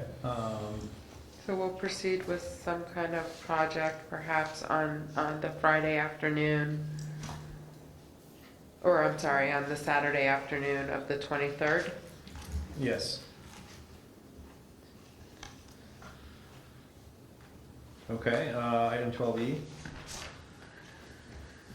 I just wanted to broach the conversation of a cell phone tower with the commission. Ironically, I had prepared to bring this item forward before it caught fire in Miami Shores, and I know there's been some concerns expressed in Miami Shores over the last month about an actual cell tower that's proposed there. Generally, how this works in my experience with working with cell towers in the past is that you have a telecommunications company that comes in and identifies the areas that need to be beefed up and where it would be appropriate for a tower to go. And they pretty much create a bubble, and within that bubble, you as the landowner identify lands within that area that could accommodate the cell tower. We hear from our residents often about cell service within the village. I hear from our police department very often about cell service in the village. In today's policing, they just don't rely on the radios. The radios is used to communicate with dispatch, and the cell phones are used to communicate with each other back to the command staff as well. So I just wanted to gauge the interest of the commission, if you'd like us to do some more research on this, and perhaps reach out to some of the telecommunication companies that often reach out to me and see if we can maybe start a study on where one might go. Mayor, comments? Yeah, this has been brought up before, probably about 8 to 10 years ago, and the residents of Biscayne Park was 100% against this. The other thing, your cell towers, it depends upon if a provider owns it. As long as that's your provider, will go ahead and help your phone. But if you're not with that provider, it won't have anything to do with anything unless this is leased out to all the different providers. And the amount of area this takes up, because they have a structure to go ahead and power it. We really don't have the land in Biscayne Park, and it is stick up like a sore thumb. As I know previously, was thought of in Griffin Park to have a nice big flagpole, and citizens who wanted no part of it, and the citizens that lived near there were concerned about radiation. So there was a number of different places, and just anybody who was around it, it was not in my backyard. Now, if we go ahead and we're able to finally annex, and we got that commercial property on the other side, different story. It's away from, people's homes, and it's in a commercial area. But within our boundary that we have now, I don't think a cell tower will work for us. Okay, thank you. Other comments, Commissioner Ross? I have a question, and you may not have the answer, but is there a cost associated with making the inquiry, at least doing the legwork to see what is available? I've seen it done both ways. When we did a large study at the Seminole Tribe because of the reservations, we paid a telecommunications company that specified, who specialized in just identifying locations. I've seen it also done in a city I worked in where it was the actual cell tower company who came in, and they don't charge you to do it because they have a vested interest in locating within the city. And then, there's a lot of steps involved in this, including a franchise agreement for the location of the tower or repeaters or whatever the final technology is going to be. So I think in our case, it would be going to those companies who have reached out to me, which are telecommunication providers, to see if they were interested in starting to look around here. We would then probably do an RFP at some point for these services. I don't see much harm in following the inquiry to see what, if anything, could be done. And with information, with gaining that knowledge, we'll be able to make a better decision which way to go with it. If first impression people are thinking it's that giant tower that you see on other locations, that may not be the application that would be proposed for here. So, until we have that, I don't see how we can decide one way or another. Okay, other comments? Do they have cell towers that are the height of the flagpole we have in Griffin Park? I think they're much taller than that, aren't they? I think. Yeah. they might- For me, the whole concept of cell towers, as I've ever seen them, is very antithetical to the look and feel that we're going for in Biscayne Park. And my impulse about that would be the same thing as somebody's idea to have a retail installation across the street here and have little shops in it. It's just not what Biscayne Park is all about. Now, what I would say is, right over the bridge, there's an area that's sort of a combination of mostly commercial and a little bit industrial. That would be a fine place if somebody wants to put it there. Or if we succeed in annexing, which I hope we do before too long, there are some areas over there that are not at all far away that are unspoken for, and those would be greater areas for a cell tower. But right here in this triangle, I would say no, it's just not what we're about. I mean, that's my feeling about it. Okay. All right, so are you against having the manager to at least just do some initial review to see what the options are? Yeah, because even if somebody said, we'll do it for free and we'll pay you $100,000 a year, the issue is what that would be for would be to have a cell tower here, and that's the thing that I think we shouldn't have. So there's no point in asking the question. And that I'm not in complete agreement on that, because within our boundaries of this triangle, there is no place to really have it. Now, if we can be discussing it again after annexation goes through, then I'll look at it completely a different way. Yeah, I tend to agree with Commissioner Anderson and Commissioner Jonas. And I wouldn't want to sort of authorize you to look into this without getting a sense from the community today whether they want one or not. I just think it's going to send messages and create issues, so I don't think we need to take it further at this point anyway. But I think, Mayor, that we could consider it later at some other point. I'm just thinking of Absolutely. and I don't know the size of these things. I'm just clueless about them. But the dangers that Commissioner Anderson suggested, gives me pause. But I know that a resident, after one of these commission meetings where something that was brought up, a resident sent me a series of images of cell towers that had been like artistically designed or masked or something that looked whimsical and such like that, there may be other solutions to that. But I worry that if we have to make agreements with every single cell phone provider to get any improved service, that it won't be. No, I don't want to say the company's name. There's a company, and they bring each of the providers onto the, I mean, that's been my experience. The chief would just like to discuss the public safety aspect of it.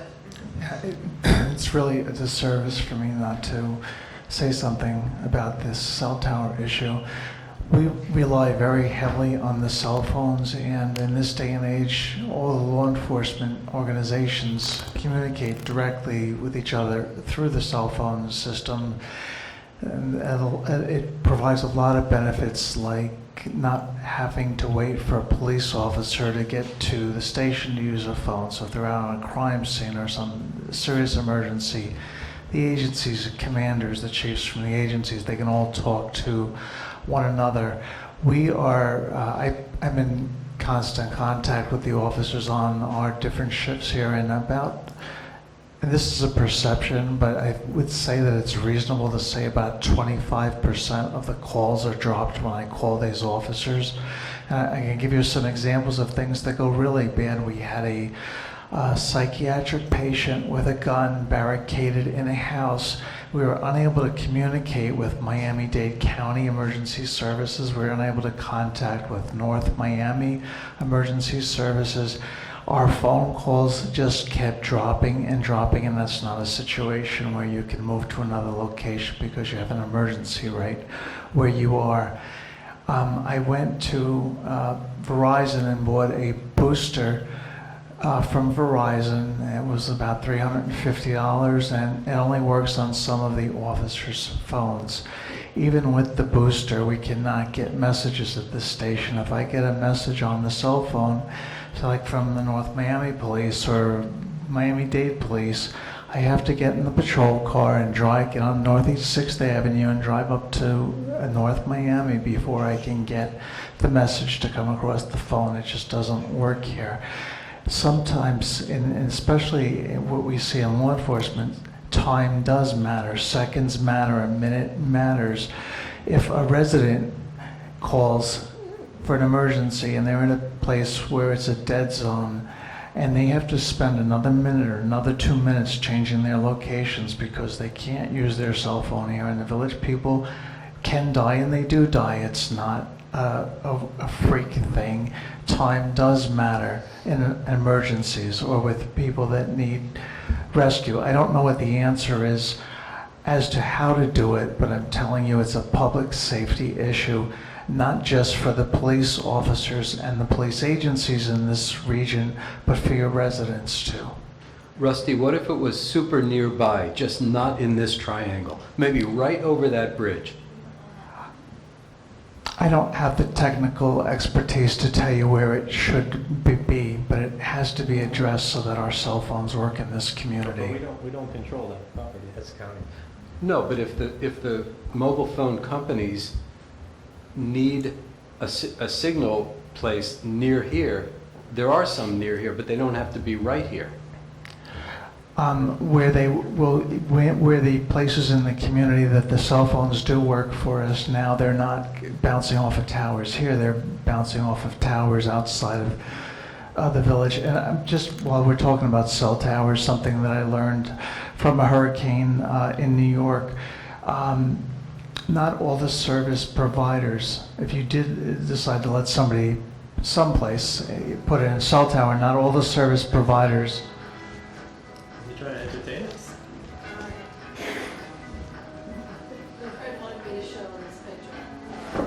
Maria has some pictures of cell towers. Not all the service providers. That's one of them.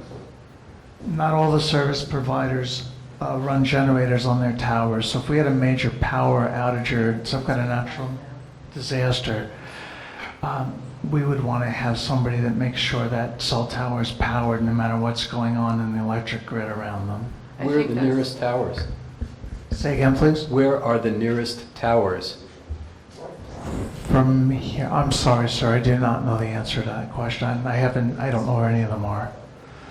I know they're not right here at the log cabin. I know they're at the police station. Even with the booster, the cell phones don't work right, and I have to actually get in the patrol car always and drive someplace to retrieve a message off of it.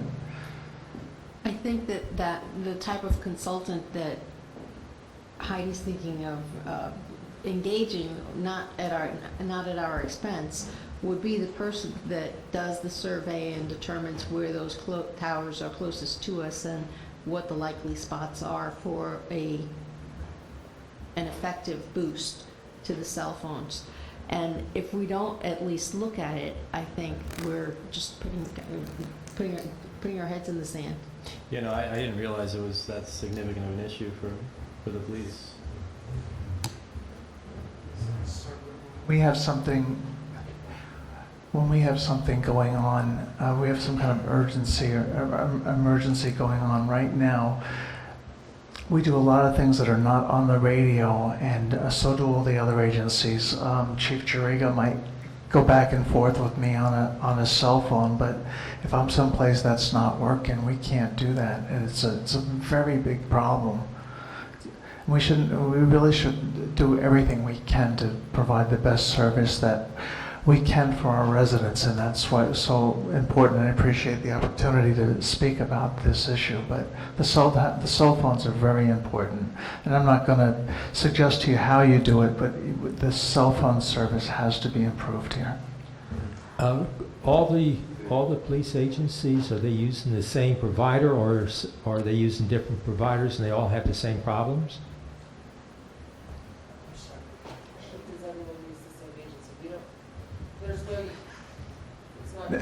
No, some of the, I had a couple officers, their phones worked here before I even bought the booster, but most of us, it did not. And the officers all have different providers. And even if we ask them, we can't tell them, but even if we ask them to all get the same providers, now we're dealing with all the other agencies and fire departments and everything that are using whatever. Well, see, it's you getting the signal to your phone and your signal back out of your phone. It has nothing to do with, whoever you're calling, that's their problems. It's just that maybe some providers in this area might have a strong signal, where maybe that you're talking about Verizon may not have a strong signal in here. Yeah, well, and Verizon does not work very well in Biscayne Park, but Verizon pretty much is the best provider, in my opinion, around the rest of the country. And they have the best cell phone coverage. If you go on the internet and just look at their cell phone coverage maps and compare them to the other places, Verizon, I'm not going to switch from Verizon so that I have a phone that works here. So is anyone against, I know you're in support of authorizing just the manager to look at this and get more details? Is that? Yeah. I was thinking too, oh, I'm sorry. No, I was just pointing to the podium. Let me make a brief comment, because I happened to just deal with this the other day. And I actually did a lot of research about 2 years ago on what it would take to have a cell phone tower in Biscayne Park. But just starting with my conversation with AT&T, because I have poor cell phone coverage. I had Verizon, I switched over to AT&T. In Biscayne Park, I have had poor cell phone coverage with both, and I was talking to the tech on the phone, and he says, let me just check out your area. And we were talking about getting a microcell, which will give you a boost, if you're familiar with that. But the police can't use that while they're out in the street, of course. You can use it in your house because it connects to your router. And he says, oh, you have quite a few microcell units in your village, in your area. So that's telling me that clearly the carrier may not matter. Now, I asked him if it had anything to do with the tree campaign. It said it may, just so you know. But just for but I believe that if we could get something nearby, if we complain, but I don't think it'll fit in the village, because in order to have a cell phone tower in the village, we need to have something that has 24/7 access, and it has approximately, I thought they told me 10,000 square feet, something like that. And I don't think we have a place for that anywhere. That's the problem. I All right, yep. Well, maybe since we're talking about Does it sound familiar? collaborating, working with other municipalities, if there's a problem also in Miami Shores, but it's unincorporated date over on the other side of the bridge. Mhm. But maybe if we spoke with Sally Heyman, if that were a possibility, if there's something over there. Well, It's probably all property. what the manager wants to do is Yeah. the right thing, because it may not have to be located right here. And maybe they may locate something nearby, but clearly there's an issue here, is the point. I'm not against outside of Biscayne Park. Thank you. We're such a small geographic area that, to go ahead and look at to help with the cell phone coverage, especially for our police, I'm not against that. And there's a lot of areas around this that are county, to go ahead and have somebody take a look at it, one of the providers look at it. It's just as long as they know we really don't have a place within our border, outside of our border, I have no problems. And if a cell tower can't go ahead and send a signal for 3/4 of a mile at our biggest area, at 121st Street, there's some other issues going on. But what you're asking the manager to do is to contact areas, to look at areas outside of Biscayne Park, which we don't have any control over those areas. Well, to go ahead and for coverage, but I definitely, they need to know that there really isn't a place for that to be located within our boundaries. I mean, maybe there's details that we're not aware of that would allow something to come in. So why don't we authorize her to at least have that conversation and then come back and say, okay, well, based on their parameters, there really isn't a spot in Biscayne Park, and then we could decide what's next, what we can do to resolve it. Heidi, okay with do you that? have a company in mind that would do this just do a study for us? Over the past 2.5 years, I've been contacted multiple times by companies. I'll have to go back through my emails to see who's looking to build their system. They're all, they're reaching out to us as well because they know they have holes around here, and there's an opportunity for it. I know who the industry standard is. I haven't even talked to John about it, but I don't want to say their name, but I'm sure they have a franchise agreement in another city he works in because they're in every city. And Yeah. Yeah, it's pretty standard, right? Okay, so is there consensus to allow her to have that conversation? Yes. Yes, yes, yes, no, no. Yeah. Yes, okay. No. All right. No. No. All right, so the consensus is for you to move forward with that discussion. Item 12F, report on day days, Commissioner Ross. Yeah, very briefly, I had the pleasure of going up to Tallahassee for days, February 9th and 10th. This trip, which I had never done before, I went on the charter that's organized by Monty Trainer and the Day Days organization. And I have to admit that traveling was so much easier having someone else make all those arrangements, as well as the airport transportation and the one-night hotel stay and everything else. But more important than that was the opportunity to be able to travel with and speak to and collaborate and exchange ideas with elected officials in other municipalities throughout Dade County and in county government, as well as a number of consultants that go along on the trip. So I spent quite a bit of time with Alex DeSolme and some others from counterparts from North Miami, and I thought we had a very fruitful exchange, including some discussion on the things that we talked about tonight, like the water agreement. Also met up with Dave Caserta, a legislative consultant, and visited several key legislators or their assistants, including Senator Gwen Margolis, Oscar Brain, Representatives Ben Albritton and Jeanette Nunez, and of course our Representative Daphne Campbell. As a result of those discussions, it was recommended to us to apply for an FDOT road repair fund, discretionary funds, and the manager was good enough to put together a little piece for us, and so we submitted that, and we'll have to wait and see in the next couple of months what happens with that request, as well as our request for stormwater mitigation that was already up there. The cost of the trip that I advanced was a 2-day trip, and it was $988.45 for the airfare and the hotel, and the ticket to some of the functions. And if there's no objection from the commission, I'd like to seek reimbursement for 1/2 of that expense, or $494.23. Okay, it sounds like it was a productive time. Any update on the police? No, I'm sorry, I don't have an update on that. Okay. Okay, I'm in support of the half With my reimbursement. compliments. Hmm? With my compliments. Yeah, that's fine. Appreciate your trip up there. Okay, thank you. Okay, you okay with that? Okay, thank you, Commissioner Ross.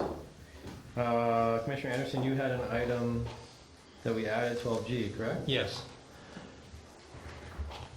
Okay. Back when it was first proposed to have a public services manager, I was against it and didn't feel that we really needed to have that position. Now that position is open again, and I'm looking at that position, what it was costing the taxpayers was approximately $69,653. That's including salaries, benefits, etc. So everything. We no longer have a sanitation department, so we no longer, that person needs to be overseeing sanitation, the people and the equipment and the main, to be able to manage it, all of that. Also, that person happened to walk the way through of the reconstruction of the log cabin and construction of the city hall. That's all done. And looking at the job description, it's basically the same as what was before. And I really believe what that person is doing, it can be done by competent department heads and the manager. And, the residents, since this position was brought up, keep complaining, why does the manager need to have an assistant? And, now that those jobs are no longer there, stuff has been completed on the buildings, I can't justify it to any resident asking me that question. And I believe, as a commissioner in this commission, it is to make sure public money is spent wisely. And I understand the manager wants this position filled because I can't vision any manager who would want to go ahead and to lose an employee. But sometimes that happens for cost-wise. And I really feel that if we unfunded this position, we could use the money for projects that the people want and they can visually see. An example is installing the remainder of those 4 signs. Or maybe lighting around the sidewalk or getting started of it at the rec center that people are using all the time. Maybe for median improvement. Also, too, one of the things that is holding over our heads, we borrowed money. And we can start prepaying it after 5 years of the loan. Maybe we could start building up a reserve, and after 5 years, we got a good chunk of money to start paying that loan down. So I really, really don't understand why we need to fill that position. Okay, comments from the commission? Well, just at first glance, and I was going to suggest to Commissioner Anderson that maybe we put off this discussion. Come the end of March, we'll be 6 months into the fiscal budget year, and all of the things that Commissioner Anderson is suggesting, they're very worthy projects. They're things that have been on our wish list, on our to-do list for quite some time, but I think that we're still finishing up a lot of things. One of the things I'm going to add as a discussion point for next month is a reconciliation of the new construction and the rehabilitation of the log cabin, so we know where we are, how those numbers line up and come in. I really wouldn't want to make a decision on the fly to change what we're, the direction we're heading right now, but it's something to consider. And I'd like to have more information before we, get to that point. I'm not sure when you're expecting, Madam Manager, when you're expecting to do a mid-year budget amendment, if one is going to be required. Can you project out when that would come to us? It most likely would not come until May or June, because the mid-year Yeah. will have to have passed. Mayor, can I address this? I think that we're still not deep enough into this budget year to start making changes like that. I think it's important to be clear, Commissioner Anderson, that I do not have an assistant. There's never been an assistant to me once I changed this position. I think it's important that the commission who approves the organizational chart and the budget not perpetuate that rumor or that myth, but instead support the administration of this village. The day-to-day operations of this village cannot continue without this position being filled. This position is vital to doing the day-to-day overseeing of our maintenance of our medians, the maintenance of our buildings, the interaction with issues related to sanitation services, as well as concerns from residents regarding some of the services we provide through our building and code departments. As I stated in my weekly report, and as I stated to you in my email to you last week, I am currently assessing the needs of the village and how this position can be better crafted to serve the needs of the village, but there is an individual needed. One of my talents as a manager is building up organizations. I have done this for over the last 17 years, and that is one of my talents, is assessing the needs. I'm not here to create fluffy positions. This village has never been run more efficiently than it is being run now. We are getting a lot of things done, and if your wish is to handicap me in my position, there are other ways to do it. But I've welcomed you in the past, and I will welcome you again to meet with me individually to assess what I see as the needs of the administration that is under my charter responsibilities. You have not met with me since June 2014, so I think it is somewhat unfortunate and uneasy for you to recommend what is needed by the day-to-day operations of this village. Thank you. All right. I think it's kind of late. I think that maybe this is a discussion we can have at the next meeting. Mayor, I don't think, I would like to continue discussion because I think it's important for me to know where I stand when it comes to filling this position. I don't want to be put in a position where I'm not able to do my job, and part of my job is filling this position. So I'd like to get feedback from the entire commission on this issue. All right, let me ask you this. Is your intention to fill this position with the same job description as Christian currently has, or are you looking at reassessing the situation and looking at... As I shared with you and as I put in my weekly report, it's my intention to assess it. We were building 2 buildings at the time that he was coming in. There was a skill set that was needed. Right now, my main focus is bringing the medians and the public spaces up to par. That's a different skill set. Right now, the position is advertised to cast the widest net possible. And as I've done in the past, and as I built a department at the Seminole Tribe, I was able to create positions based on those who applied. That's what a manager is able to do, is to step back and see the talents that are being brought to them and see how it fits into the organization. So you're reassessing it to look at whether this person has the capability to better assist with code, with public facilities, even having maybe a landscape background, or...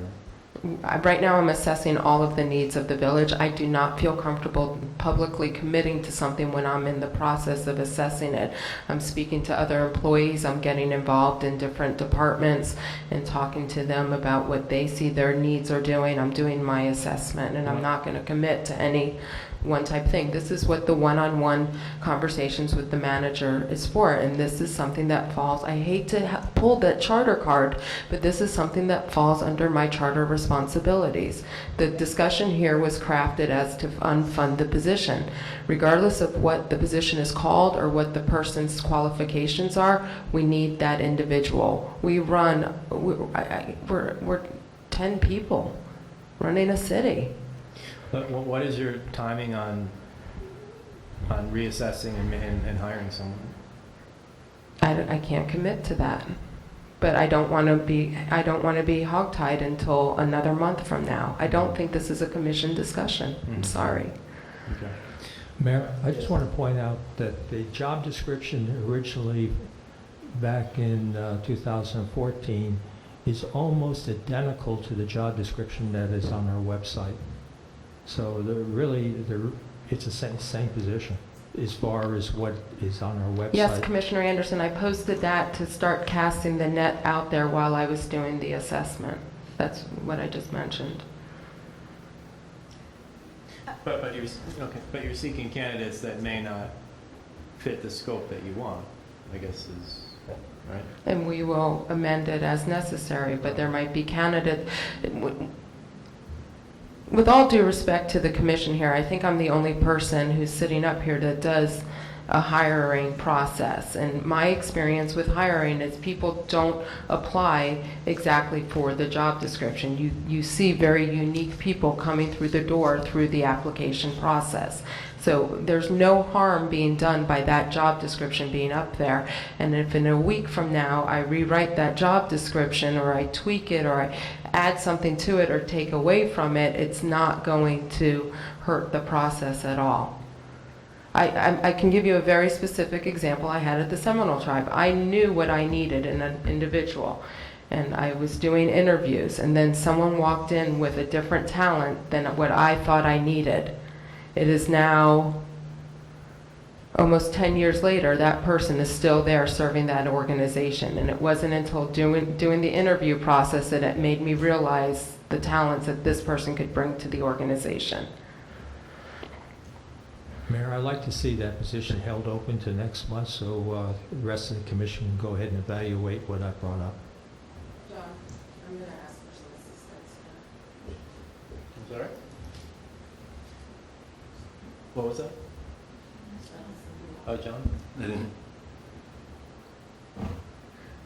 It's a funded position as of right now, unless Right, it's a there's a funded budget, position. and I'm asking for some assistance It's a with my funded position. duties. Well, it's a funded position. It's a simple request by a commissioner. But under the charter, you have the ability to hire and fire. The commission has the ability to budget or not budget. But I think that request is just simply a request that this commission's having a conversation.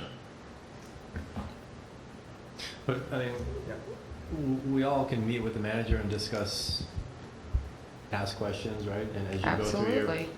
as you go through your reassessment, I think that's a more productive way to do it. And in the last week, 2 of you have broached that subject with me, one-on-one.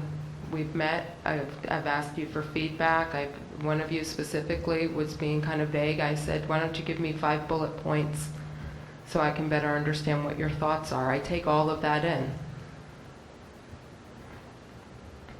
Okay, Commissioner Jonas, Commissioner Watts, anything? I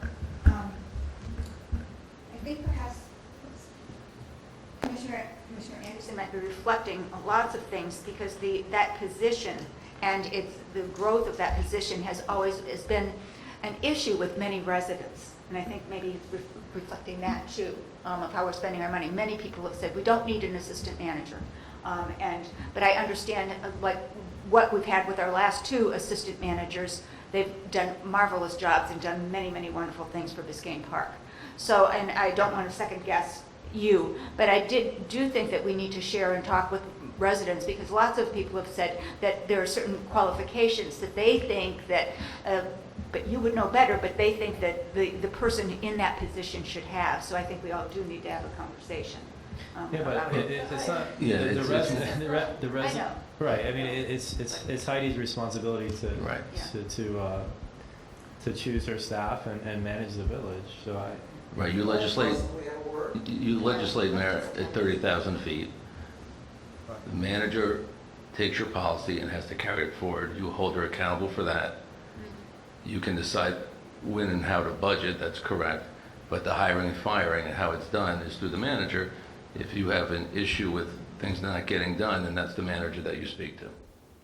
Yeah, I would feel more comfortable just meeting individually with the manager to discuss questions and comments. Really quick. Really quick, I'm on the code enforcement. Christian's been there. He's wonderful. He's great. We need somebody with a little bit more intellect than we have now. We need somebody for that position. It makes our life a lot easier. It makes us make sure that we do is the right thing. We need someone for that position. The manager does a great job. Let her do her job. She's the one that makes the decisions. Let her do it. And as far as people complaining about we don't need an assistant, we have an assistant manager, hey, she's running it. Let her do her job. Okay. All right, I agree. So any other comments on this point? Yeah, I guess so. Frank Spence didn't have this position, whatever we call it, and I think he didn't really do anything for us either. Ana Garcia instituted this position, and she got a lot done. And again, whatever you call the position, I don't care what term you use. Heidi has continued the position, and not only has she gotten a tremendous amount done, but I don't think anybody ever spent a day or an hour wondering whether Candido or Christian was busy enough. They were both very busy all the time. And as much as I would like to save money too, I think it's the wrong approach to say people want to pay less taxes or they don't get what Christian's job is, so therefore we should not fund that position. I think it's abrupt and somewhat irrational to unfund it just because the person occupying it doesn't work here anymore. It sort of reminds me of the problem that psychiatrists have in hospitals where insurance companies begin to lean on them to discharge the patient the first day the patient says he doesn't feel suicidal anymore. And it's kind of stupid to do it that way. And that's what this sounds like. So as much as it may be a meaningful discussion, I'm not sure how we could quite arrive at that now or within a month, just because Christian left. He sort of left us in the middle of things going on, not at a time that we knew in advance that we wouldn't need the help anymore. So I don't know that I could really approach it that way to say, well, okay, let's unfund it. I brought it up because to bring this up while that position is filled, that puts, would make, I know as an employee, And my bosses are saying, you know what, let's eliminate that person's, unfund that person's job. Your bosses don't understand what the deal is. Then that may be true, Yeah. that the commission doesn't know what they're doing. That is true. The commission aren't your bosses. The people who vote for you are your bosses. Correct. Yeah. And I understand that it's harder to unfund the position once it's full, but it doesn't make sense to unfund it just because the person who was in it has suddenly left. If he hadn't suddenly left, for whatever reasons he left, he wouldn't be leaving. We wouldn't be having this conversation. I wouldn't have brought it up while the position is filled, that is Right. true. Right. But this happens to be an opportunity to be able to bring this up, just like I voiced my opinion before that position was created. Yeah, I think that there's nothing wrong with bringing it up, but I think it's drastic to just unfund it. I think you just have to have voice your concerns to the manager as to if you think the scope of the position should change. Express your concerns to her, but ultimately it's up to her, to staff. The original, when this position was originally set up, I voiced my opinions. It was put in there on the application, and once the person was hired, it got changed completely back to where it was originally that I was against. Okay. All right, any other comment, Commissioner Russ? Yeah. I think that the manager is right to do this reevaluation she's doing. There may be some redistribution of responsibilities and duties, and those are all things within her prerogative. It's a good idea to cast a wide net and see what does come in and how that talent is going to fit in the organization. Of course, we approve the budget, but we or have already approved the budget for this year, so I don't feel comfortable changing course at 10:45 on a discussion without any backup, and since we only meet once a month, we really can't put it off for another, we can't put it off and say we're going to revisit it next month. But certainly when we go into the next budget year, maybe the person she finds is someone with a different skill set that doesn't command the salary that we already have placed in the budget for that item, and maybe that'll shift and redistribute in other ways. It really is up to her. No, it is, but I do think it's an opportunity for us to meet with her and express or give our input on it. That I But recommend very strongly. Yeah, We and should all be ultimately- meeting with her on a weekly basis. And ultimately, it's up to her, but at least she has her input, so, okay. Mayor, I'd just like to follow up with that. My door is always open. I meet with the commission regularly. I have taken suggestions and recommendations on everything from garbage cans to office garbage cans to major decisions in the village. I consult with you all regularly, and I think this is just another opportunity for open communication, and I'm always available for that. And I just also feel the need to, while I appreciate that this conversation has been wrapped up, I feel the need to point out that my hiring for the village has been on point and has elevated the level of expertise and education that has been brought to the village since I've been here. And those who have come in under my hiring have only served to elevate those who were here before. And I'm not going to put Maria or anyone on the spot, but I hear back from them all the time about how they are lifted up and energized by the new hires that have come in over the last 2 years. So I go into this with a lot of confidence about my ability to hire people, and I'm always the first one to say if I've made a mistake. Okay. Mayor, we need a motion to continue past 11. All right, is there a motion? Make a motion. Motion by Commissioner Watts. Second by anyone? No, What time is it? 10:58. Oh, I really want to Okay, is there a second? I'll second it for 10 minutes. For 10 minutes, okay. All in favor? Aye. Aye. Okay, motion carries, so we have 10 minutes. All right, items on the next agenda. I'd like to put a discussion on the dog park that's been circulating around. Anyone else? Yes. As I mentioned, I'd like to see a reconciliation of the new construction and the rehabilitated log cabin. If we don't have final numbers, I want to at least see a draft, because it's been, those projects have been completed, and it's time to close those out. And we also have to communicate that to the residents.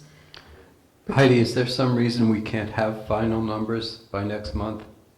No, there's no reason why you shouldn't be able to have them. We just got the final pay app for the log cabin yesterday or today, and we got the final pay app for New Village Hall, believe it or not, within the last 30 days. And Commissioner Ross and I have been communicating about this all along, so I'm prepared for it. I'm not prepared today for it, but we will be prepared next month to have it completely closed out. Right. So we have been talking about it, and I just want the rest of the It was no commission to surprise. be involved in the conversation.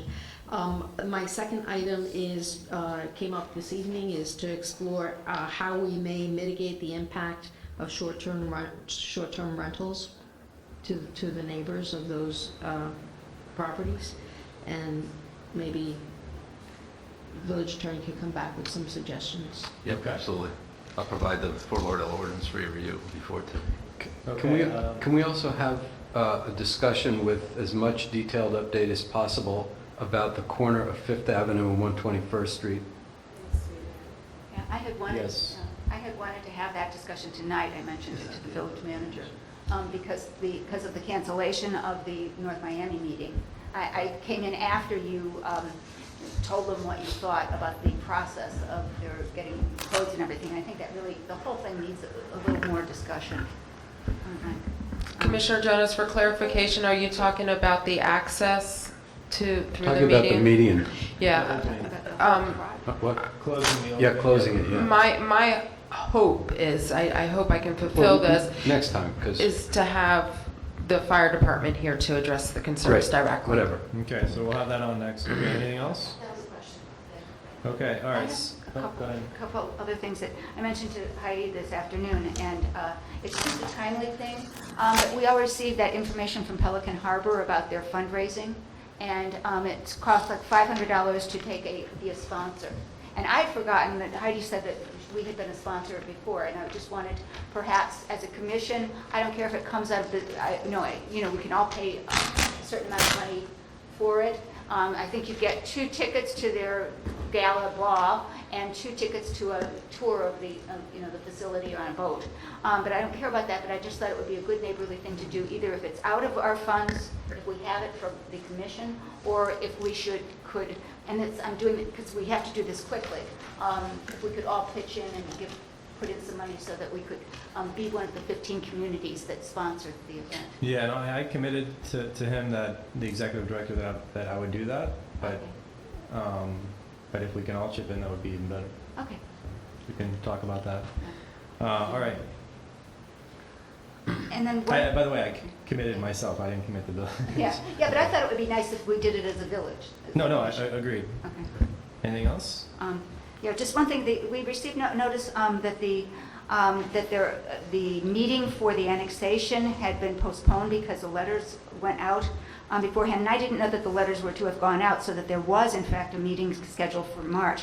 And I wonder if we could be told when the April meeting is, and so that maybe perhaps an email go out, because if all the people in the annexation area are receiving notice of that, I think that the Biscayne Park residents should also be.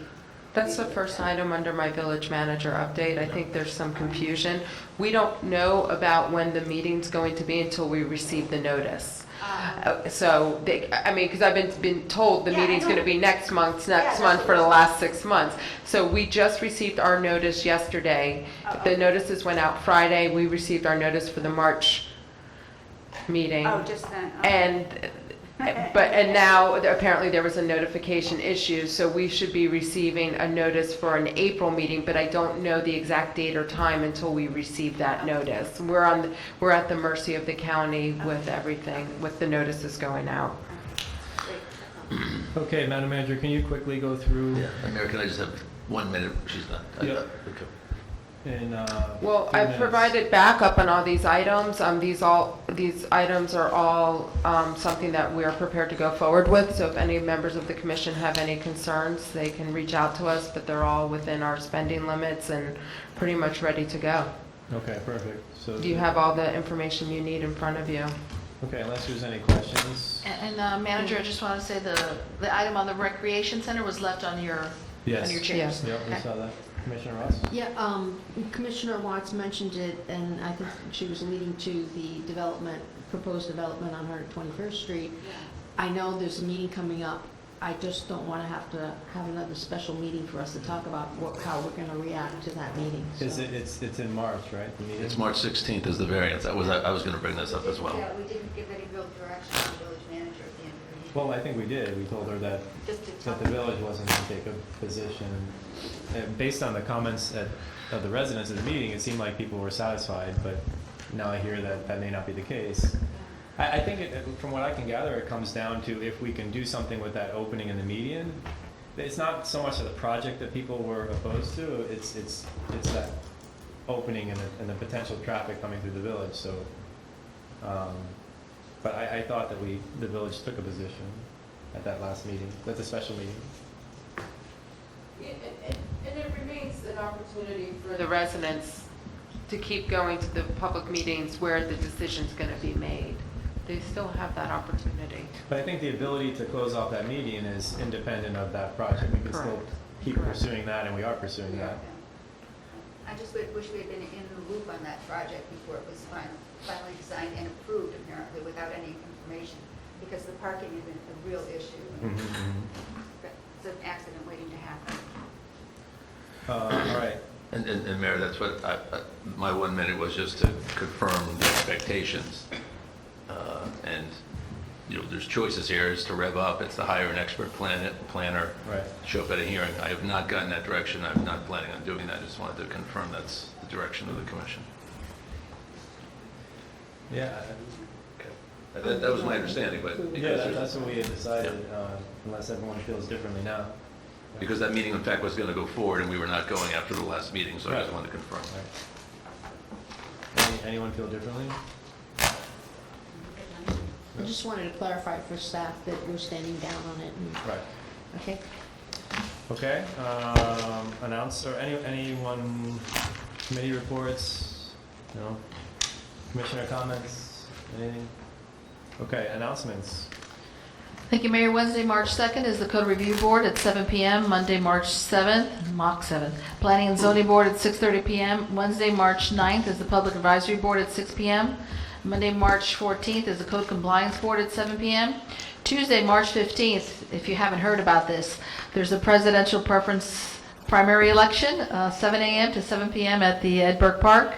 Wednesday, March 16th is the Parks and Parkway Advisory Board at 7 p.m. Saturday, March 19th is Spring Fest starting at 10 a.m. Monday, March 21st is Planning and Zoning Board at 6:30 p.m. Tuesday, March 22nd, the Miami Shores will be a free chamber mixer at Village Hall. I'm sorry, at the Log Cabin, of course. Wednesday, March 23rd is the Recreation Advisory Board at 7 p.m. Saturday, March 26th is Food and Tunes, St. Patrick's Day celebration at 6:30 p.m. Monday, April 4th, a meet and greet with the village manager and the police chief at 5 p.m. That one is at Village Hall. Monday, April 4th is Planning and Zoning Board at 6:30 p.m. And our next regular commission meeting is Tuesday, April 5th at 7 p.m. A reminder to please visit our website for the exact meeting location for all events. Motion to adjourn. Thank you. Thank you, everyone.